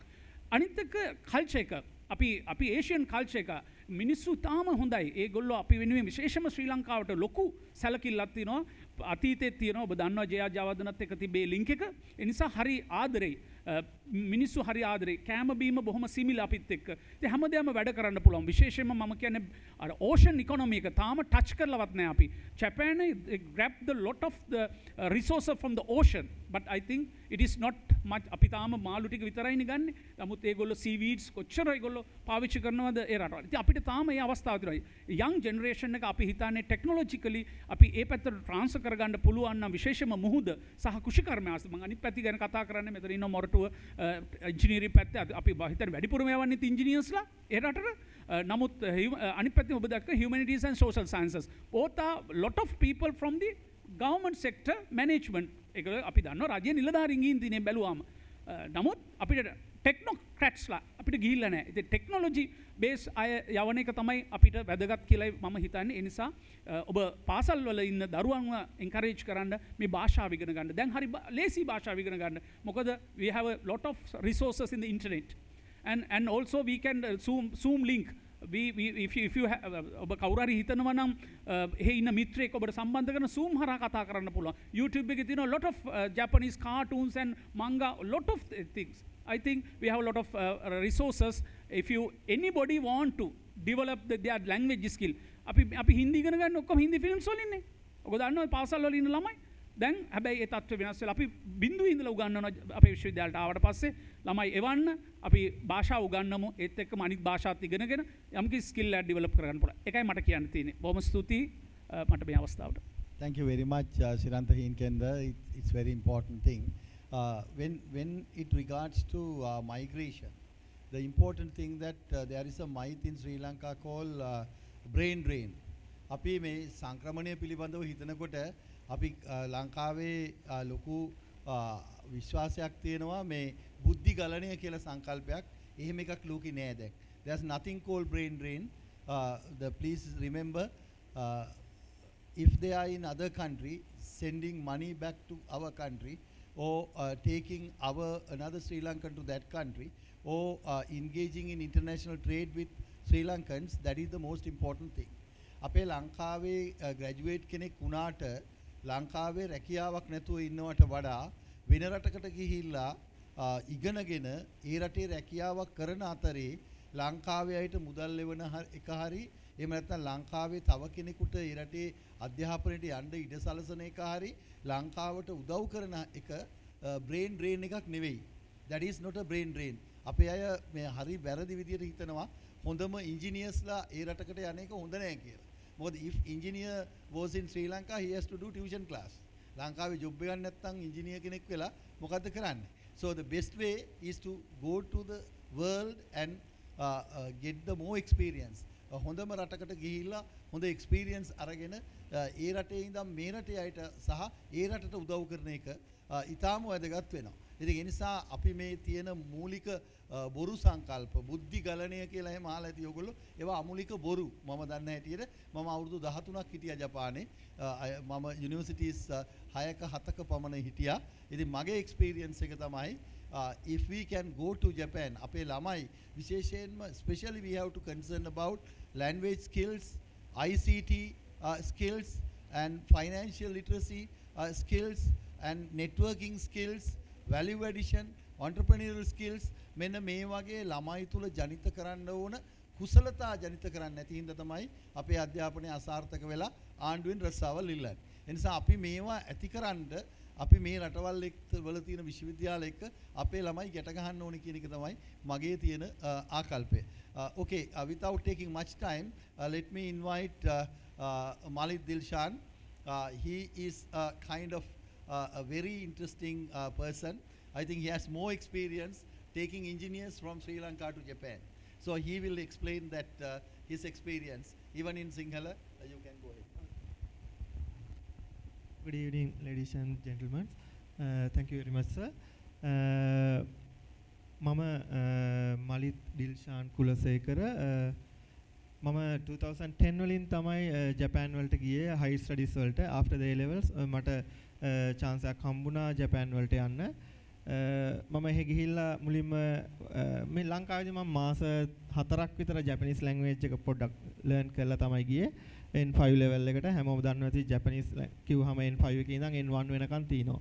එතකොට N5 විතරක් කරලා ගිහිල්ලා ජපානයට අර වම දකුණ දන්නෙත් නැහැ කියන දේවල් තේරෙන්නෙත් නැහැ අපිට. මෙතන ප්‍රොෆෙසර්ස්ලා හැමෝම කිව්වා වගේ අපිට මුකුත් තේරෙන්නේ නැහැ. ගියාට N5 කියන්නේ සාමාන්‍යයෙන් අර මොන්ටිසෝරි ළමෙක් තරම්වත් නැහැ ලැන්ග්වේජ් එකක් විදිහට ගත්තාම. ඉතින් යුනිවර්සිටි එකේ මම 1 year language course එක follow කරා. ඊට පස්සේ තමයි මම යුනිවර්සිටි එකට enter වුණේ. යුනිවර්සිටි එකේ මම mechanical engineer කෙනෙක් විදිහට තමයි graduate වුණේ. මම graduate වෙන්න කලින් N1 level එක finish කරා. සාමාන්‍යයෙන් ජපානයේ තියෙනවා N2 level එක තියෙනවා නම් job එකක් කරන්න පුළුවන් කියන එක.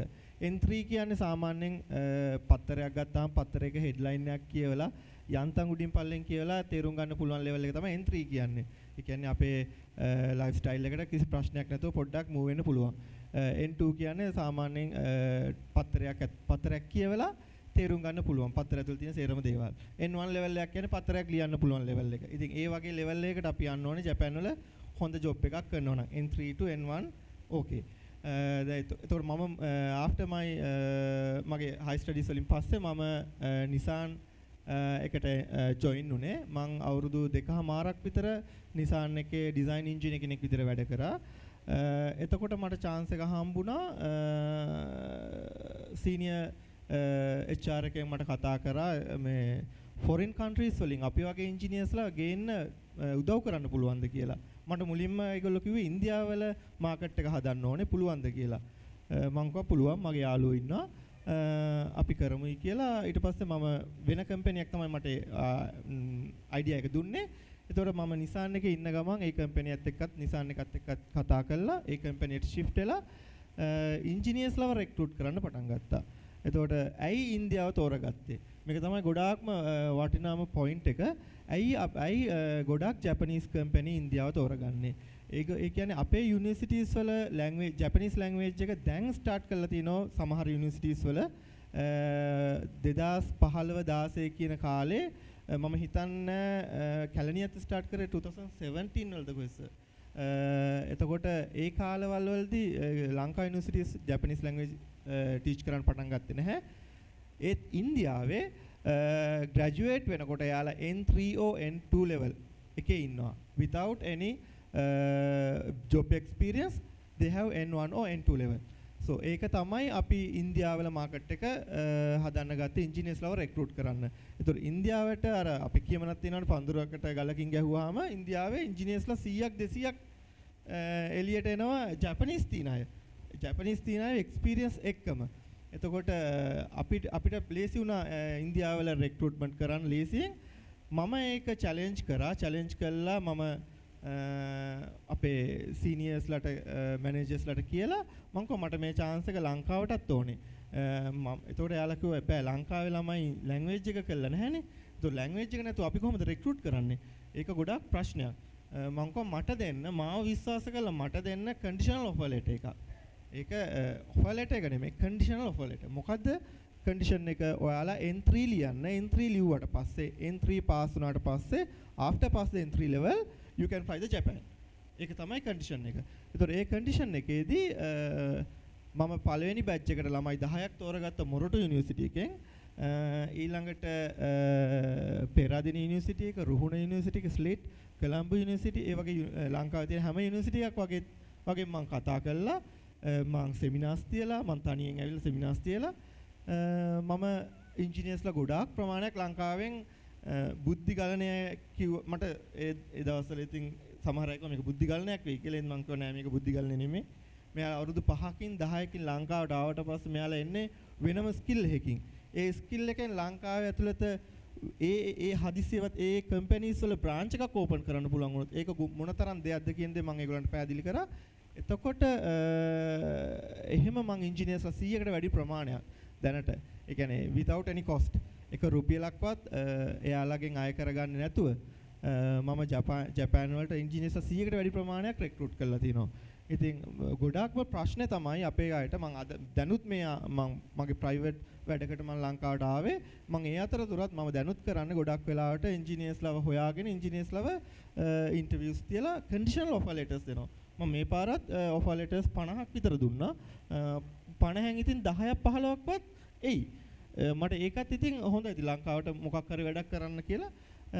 ඉතින් මම කියන්නේ තවත් මේ වගේ දේවල් දැන් schools වලින් Japanese language එක teach කරනවා. එතකොට teach කරන්න පටන් ගත්තා. ඊට පස්සේ university වලින් පටන් ගත්තා. එතකොට එයාලගේ යම්කිසි goal එකක් තියෙනවා. මම ජපාන් වලට යන්නේ language එක මේ තරම් දුරට දැනගෙන. එතකොට අපි ජපානයට ගිය language එක නොදෙන අවුරුදු 6ක් degree එක, අවුරුදු 5ක් degree එක, අවුරුද්දක් language එක ඉගෙනගෙන අපි ගොඩාක් මහන්සි වුණා මේ තත්ත්වවලට එන්න. එතකොට අපේ ලංකාවේ ළමයින්ට totally free education එකක් තියෙනවා. ඉතින් අපි කියන්නේ ළමයින්ට පුළුවන් තරම් මම කියන්නේ Japanese language එක ඉගෙන ගන්න. ඉගෙනගෙන මම කරන්නේ IT mechanical electrical electronics විතරයි. ඒ වුණාට මම මේ engineering side එකේ නැතුව අනිත් fields වලත් ගොඩාක් job opportunities තියෙනවා. සර් දන්නවා ඒක ගොඩක්ම. ඉතින් ඒ opportunities ගන්න පුළුවන්.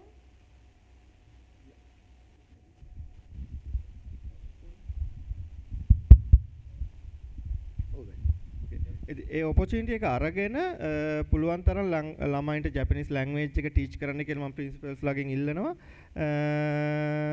ඉතින් මොනවා හරි දේවල් ඉස්සරහට දැනගන්න තියෙනවා නම් කොහොමද engineer කෙනෙක් Japan වලට එන්නේ කියලා මාව contact කරගන්න පුළුවන් ඕන වෙලාවක. Thank you very much for this opportunity. Thank you very much. And we have here Dr. Amila Jayasinghe from University of Moratuwa. They are the pioneers of making engineers for the Sri Lanka. So we can get his idea. He also graduated from Nagaoka University in Japan. So therefore, I would like to ask him to share his thoughts. Thank you, Professor. සියලු දෙනාගේම අවසරයි. As Professor mentioned, like මම මොරටු විශ්වවිද්‍යාලේ නියෝජනය කරමින් තමයි මෙතනට පැමිණලා තියෙන්නේ. මම හිතන්නේ විදුහල්පතිතුමාලා තුමියලා ගුරුතුමාතුමියලා දන්නවා මොරටු විශ්වවිද්‍යාලය කියන්නේ ලංකාවේ තියෙන ප්‍රධාන විශ්වවිද්‍යාලයක්. ඉංජිනේරු සහ තාක්ෂණ අංශයෙන් ලංකාවේ ඉන්න හොඳම ළමයි යන්න කැමති තැන තමයි මොරටු විශ්වවිද්‍යාලය. ඒතකොට අපි ජපානයේ සම්බන්ධ කරගන්නේ කොහොමද කියලා බැලුවොත් මගේ දැනුම සහ මගේ එක්ස්පීරියන්ස් අනුව ලෝකයෙන් ගත්තාම හොඳම තාක්ෂණයක් තියෙන රටක් තමයි ජපානය. ඒතකොට මොරටු විශ්වවිද්‍යාලය ලංකාවේ හොඳම තාක්ෂණික විශ්වවිද්‍යාල ලෙස ජපානයේ සමග හොඳ සම්බන්ධතාවයක් තියෙනවා. අපි මොරටු විශ්වවිද්‍යාලයේ කියන්නේ ස්ටාෆ් එක කියන්නේ ප්‍රොෆෙසර්ස්ලා සහ ආචාර්යවරුන් ගත්තාම 50කට වඩා අධික ආචාර්ය මහාචාර්යවරුන් ජපානින් ඉගෙනගෙන ඒ සේවයේ දැනුම මොරටු විශ්වවිද්‍යාලයට පැමිණෙන අපගේ ළමයින්ට ලබා දෙනවා. ඒකෙම පෙනී යනවා මේ ජපානයෙන් ලැබෙන මේ දැනුම කොච්චරවත් වැදගත්ද? මොකද ප්‍රධාන වශයෙන් බැලුවාම අපි දැන් ලංකාවේ ප්‍රධාන දෙයක් තමයි පාරවල් මහා මාර්ග. එතකොට යටිතල පහසුකම්. මේවා තමයි ප්‍රධාන වශයෙන්ම ලංකාව වගේ රටක දියුණු වෙමින් පවතින රටකට අවශ්‍ය වෙන්නේ ඊළඟ දියුණු වෙන අවස්ථාව ලබා ගන්න. අපි ජයිකා දෙන වගේ ආයතන ඒකට පහසුකම් සපයා දෙනවා. මේ සියලු දේටම ඉතාමත් තාක්ෂණය සහ ඉංජිනේරු ඥානය අවශ්‍යයි. ඒ වගේම අපි දැන් ඊළඟ ගත්තාම අපි දියුණු වෙන රටක් වශයෙන් අපි කෘෂිකර්මය එහෙම ඇවිල්ලා දැන් අපිට ඒ වගේ දියුණු වෙන්න බැරුව දැන් අපි බලාපොරොත්තු වෙන අනිත් මාර්ග තමයි තොරතුරු තාක්ෂණය. IT නැත්නම් robotics. දැන් ඊට පස්සේ කතා වුණා smart. දැන් අලුතෙන් මෙන්න ජපානයේ විසින් හඳුනා දුන්නු අලුත් තාක්ෂණය තමයි society 5 කියන්නේ. ඒ කියන්නේ super smart. කියන්නේ අලුතෙන් sensors තියෙන IoT තාක්ෂණය කරන ඒක තමයි අනාගත ලෝකේ වෙන්නේ. දැන් අපේ වගේ රටකට ඒ වගේ තැනකට හරියෙන් යන්න පහසුයි. මොකද අපිට දැන් තාක්ෂණය කියන්නේ බුද්ධියෙන් ලබා ගන්න පුළුවන් ඥාණයෙන් ඉකොනොමික් ඩෙවලොප්මන්ට් එකක් ගන්න පුළුවන් මාර්ගයක්. එතකොට මොරටු විශ්වවිද්‍යාලයේ ඒ ගුරුවරුන් ඒ වගේ දේවල් ඥාණය ජපානයෙන් අරගෙන ඇවිල්ලා අපේ ළමයින්ට දීලා රටේ දියුණුව කරා යෑමට මේක හොඳ මහඟු අවස්ථාවක්. එක පොයින්ට් එකක්. අනිත් එක තමයි අපි දැකලා තියෙනවා මොරටු විශ්වවිද්‍යාලයට පැමිණ ළමයි සාර්ථකව අන්ඩර්ග්‍රැජුවේට් කියන්නේ ප්‍රථම උපාධිය අවසන් කළා.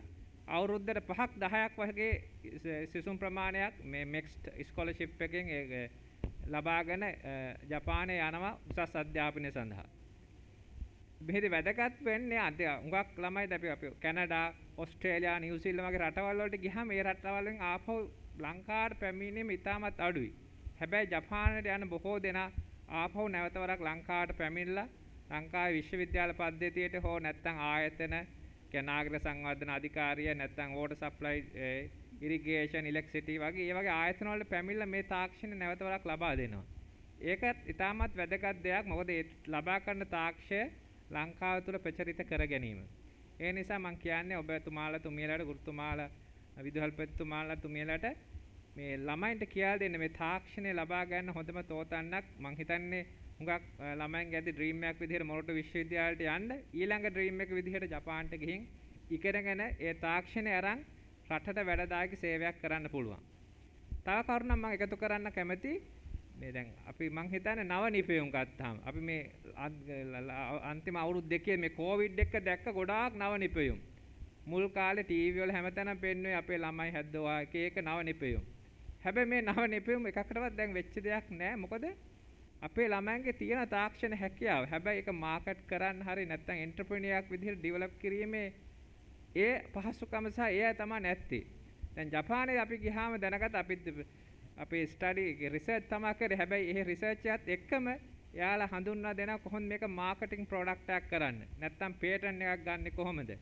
මේකෙන් කොහොමද බිස්නස් එකක් කරගෙන යන්නේ? මොකද රිසර්ච් එකක් කරලා අතන නැත වුණාම ඒකෙන් සමාන්ත වැදගත්කම ලැබෙන බව ඇත්ත. හැබැයි ඒක රටක දියුණුවක් සහ ආර්ථික වර්ධනයක් සඳහා ගෙන යන්න බැරි වෙනවා. ඒ ජපානයේදී දැන් අපිට මේ දින තාක්ෂණයේ කොහොමද මේ බිස්නස් මොඩල් එකක් එක්ක ගෙනියන්නේ? ඒ අධ්‍යාපනයේ පවා මේ අලුතෙන් ජපානයේ ලැබෙන කෝසස් වල හඳුන්වා දීලා තියෙනවා. මම දන්නවා දැන් සමහර යුනිවර්සිටිස් වල 5 years programs තියෙනවා. ඒතකොට 3 years එයා PhD එක කරනවා. 2 years තියෙනවා business management වගේ course එක. එතකොට 5 years තුලදී අර තාක්ෂණයෙන් පරිපූර්ණ සහ එන්ටර්ප්‍රිනියර් කෙනෙක් වෙච්ච පුද්ගලයෙක් තමයි බිහි වෙන්නේ. එතකොට එයාට මේ ආණ්ඩුවෙන් රස්සාවක් ඉල්ලන්න එහෙම අවශ්‍යතාවයක් නැහැ. තමන්ගේම රස්සාව, තමන්ගේම කර්මාන්ත ශාලාවක්, තමන්ගේ ව්‍යාපාරයක් කරගන්න පුළුවන් හැකියාවක් ලබා දෙන තත්ත්වයටපත් වෙනවා. ඒ හින්දා මම කියන්න කැමතියි ඉස්කෝලවල ඉන්න කුඩා දරුවන්ට ඒ ඇම්බිෂන් එක, ඒ විෂන් එක ඇති කරන්න. එතකොට ඒ කට්ටිය මුලින් ඉඳන්ම ඒකෙන් යයි. ඒකෙන් තමයි අපිට රටක් වශයෙන් දැන් ප්‍රශ්න ගොඩක් තියෙනවා. ඒ ප්‍රශ්න වලට අනාගතයේදී හරි විසඳුමක් ලබා ගන්න පුළුවන් වෙනවා. තව කරුණක් මම මෙහෙදී ඉස්මතු කරන්න කැමතියි. මොකද මම කියන්නේ වෘත්තීය වශයෙන් යටිතල පහසුකම්, ඒ කියන්නේ ඉන්ෆ්‍රාස්ට්‍රක්චර් ඇන්ඩ් ට්‍රාන්ස්පෝර්ට් පැත්තේ තමයි වැඩ කරන්නේ. දැන් ඒක තාක්ෂණයේ පැත්තෙන් අපි ගොඩාක් දේවල් ජපානයේ ඉගෙන ගත්තා. ඊට අමතරව මම හොඳ දෙයක් ඉගෙන ගත්තා. මොකද මම ජපානයේ ඉගෙන ගද්දී මම පදිංචි වෙලා හිටපු තැන ඉස්කෝල කීපයක්ම තිබ්බා. උදේ හවස මම දකිනවා ඉස්කෝල වලට ළමයි යන විදිය, ඉස්කෝල වල ළමයි කොහොමද වැඩ කරන විදිය.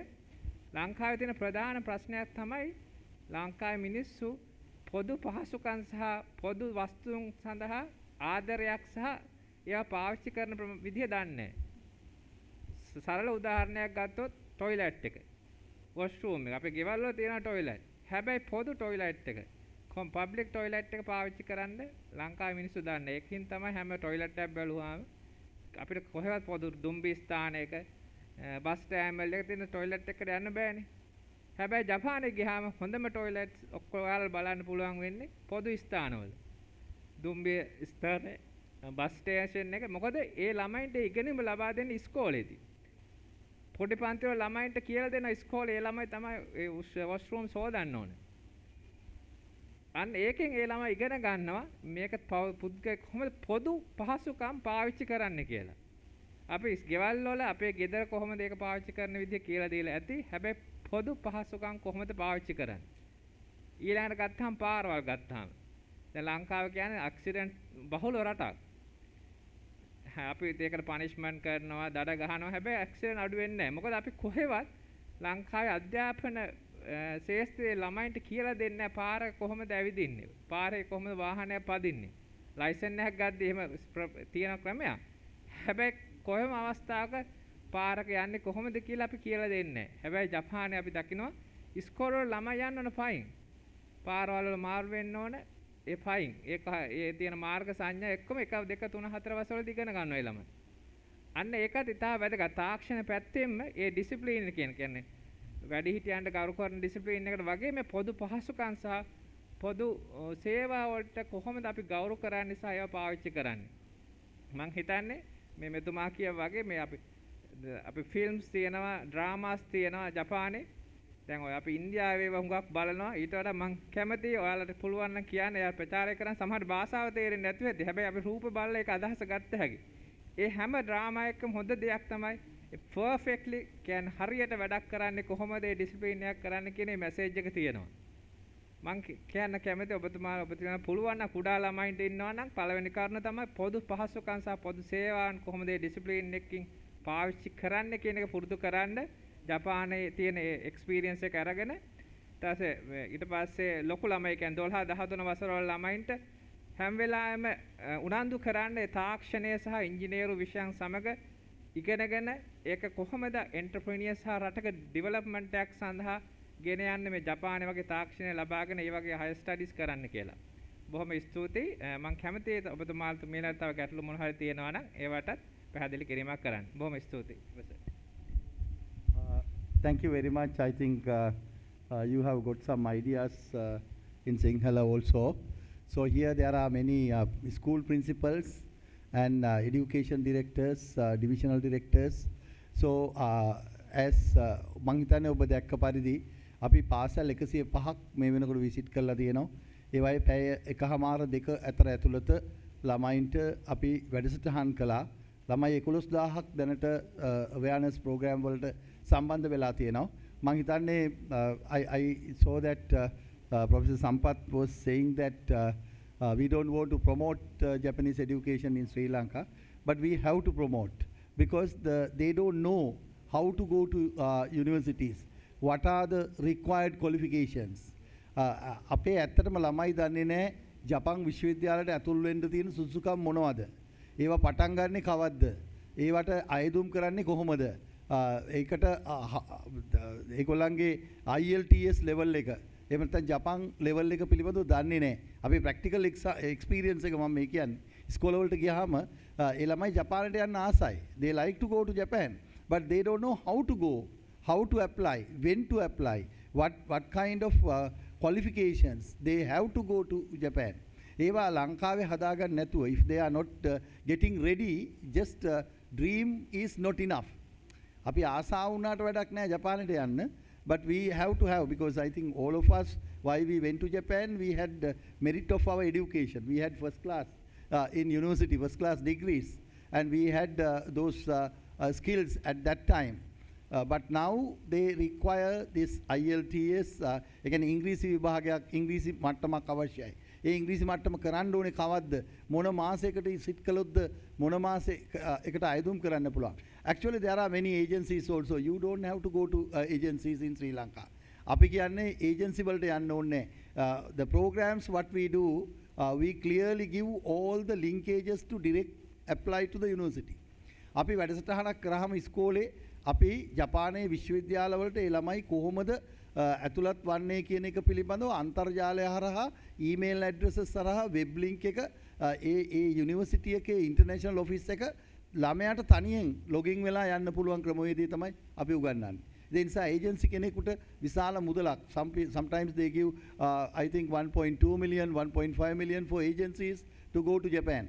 ඒ නිසා තමයි මේ ප්‍රොජෙක්ට් එක ආරම්භ කරලා තියෙන්නේ to get the cream of the cream, the best people because they don't know how to go to Japan. අන්න ඒක තමයි අපිට මේකේ අපි ගොඩක් වෙලාට ප්‍රොමෝට් කරන්නේ. ඔයගොල්ලන්ගේ පාසලක වුණත් අනාගතයේ මේ programs කරන්න ඕන නම් ඒ වගේම ඔයගොල්ලන්ගේ දැන් there is a situation where when they do the O level examination and then selecting their advanced level subjects, there are seminars.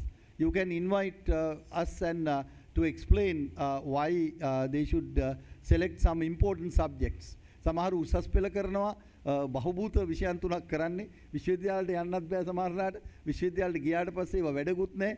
ඉතින් ඒ නිසා මේ විෂයන් තෝරා ගැනීමේදී අපිට ඔබට උදව් කරන්න පුළුවන්. ඒ වගේ අවස්ථාවලට අපිව contact කරන්න. I think the time has gone. We have spoken much. We would like to answer one or two questions, very brief few questions if you have. මොනවා හරි ප්‍රශ්න තියෙනවා නම් එකකට දෙකකට ඉතා කෙටි ප්‍රශ්න කීපයකට අපට අවස්ථාව දෙන්න පුළුවන්. You can get it from the Shirani Sangha, definitely. මොනවා හරි වෙන numbers තියෙනවා නම් ඉන්ටර්නෙට් එකට ගිහිල්ලා the University of Tokyo Sri Lanka office කියලා ගැව්වාම අපේ විස්තර ටික ඔක්කොම එනවා. You can contact us for anything. අපේ Facebook page එකක් තියෙනවා. එම නමින්මයි තියෙන්නේ. Any question or any clarification? මොනවා හරි ප්‍රශ්නයක් හෝ තියෙනවා නම් අහන්න අපෙන්. ඕනම ප්‍රශ්නයක්.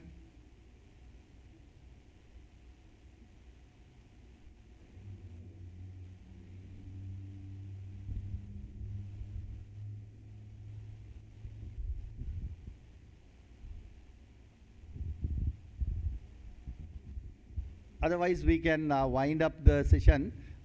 You can even, yeah, Professor Hillary has one. Yes.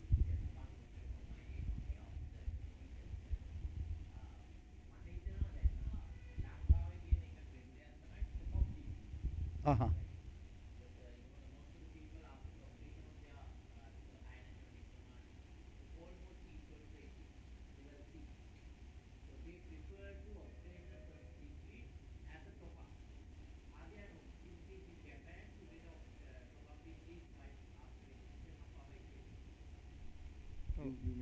Okay. Okay, sir. Okay, sir. මෙහෙම HND වුණාට ඒක 3 years 3 years 3 years okay sir. ඒක engineering විදියටනේ sir bachelor of engineer. No problem sir. එයාලට sir පුළුවන් නම් Japanese language එකත් ඔය එක්කම teach කරවන්න. ඔව් නැත්නම් අපි company එකක් විදියට අපි අරගෙන අපි teach කරනවා language එක select කරගන්න engineers ලට IT engineers ලට no worries 3 years or 3 එයාලා engineers ලා නම් 2 years නම් බෑ ඒක අර technical college 3.5 years it doesn't matter sir they can apply Japanese working visa original working visa so it's not a training visa or SSW. Okay, then I hope we can wind up with that one. Yeah.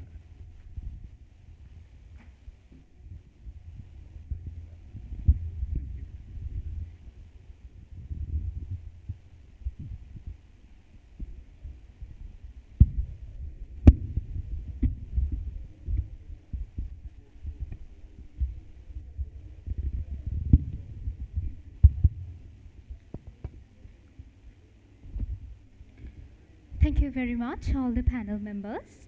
To conclude the ceremony, first I would like to take this as an opportunity to thank His Excellency Mizukoshi Hideaki, Honorable Dinesh Gunawardana, Professor Sampath Amaratunga, our distinguished panel members, Mr. Takayuki Kawakami, Professor Shiranta Hinkenda, Dr. Amila Jayasinghe, Mr. Malik Dilshan, and our special invitees, Professor J. Osama, Professor Satoshi Watanabe, Mr. Setsuya Yamada, Mr. Keiji Mariyama, Mr. Yoon Sung-hao.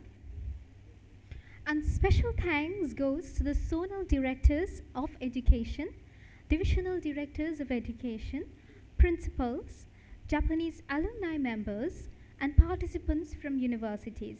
Also, I would like to extend my sincere gratitude to the staff of University of Tokyo office, Director, Senior Professor H.D. Karunaratne, Consultant Mr. Shirani Kolumbage, and everyone who helped us in making this graceful event a success. This remarks the end of the ceremony. Thank you.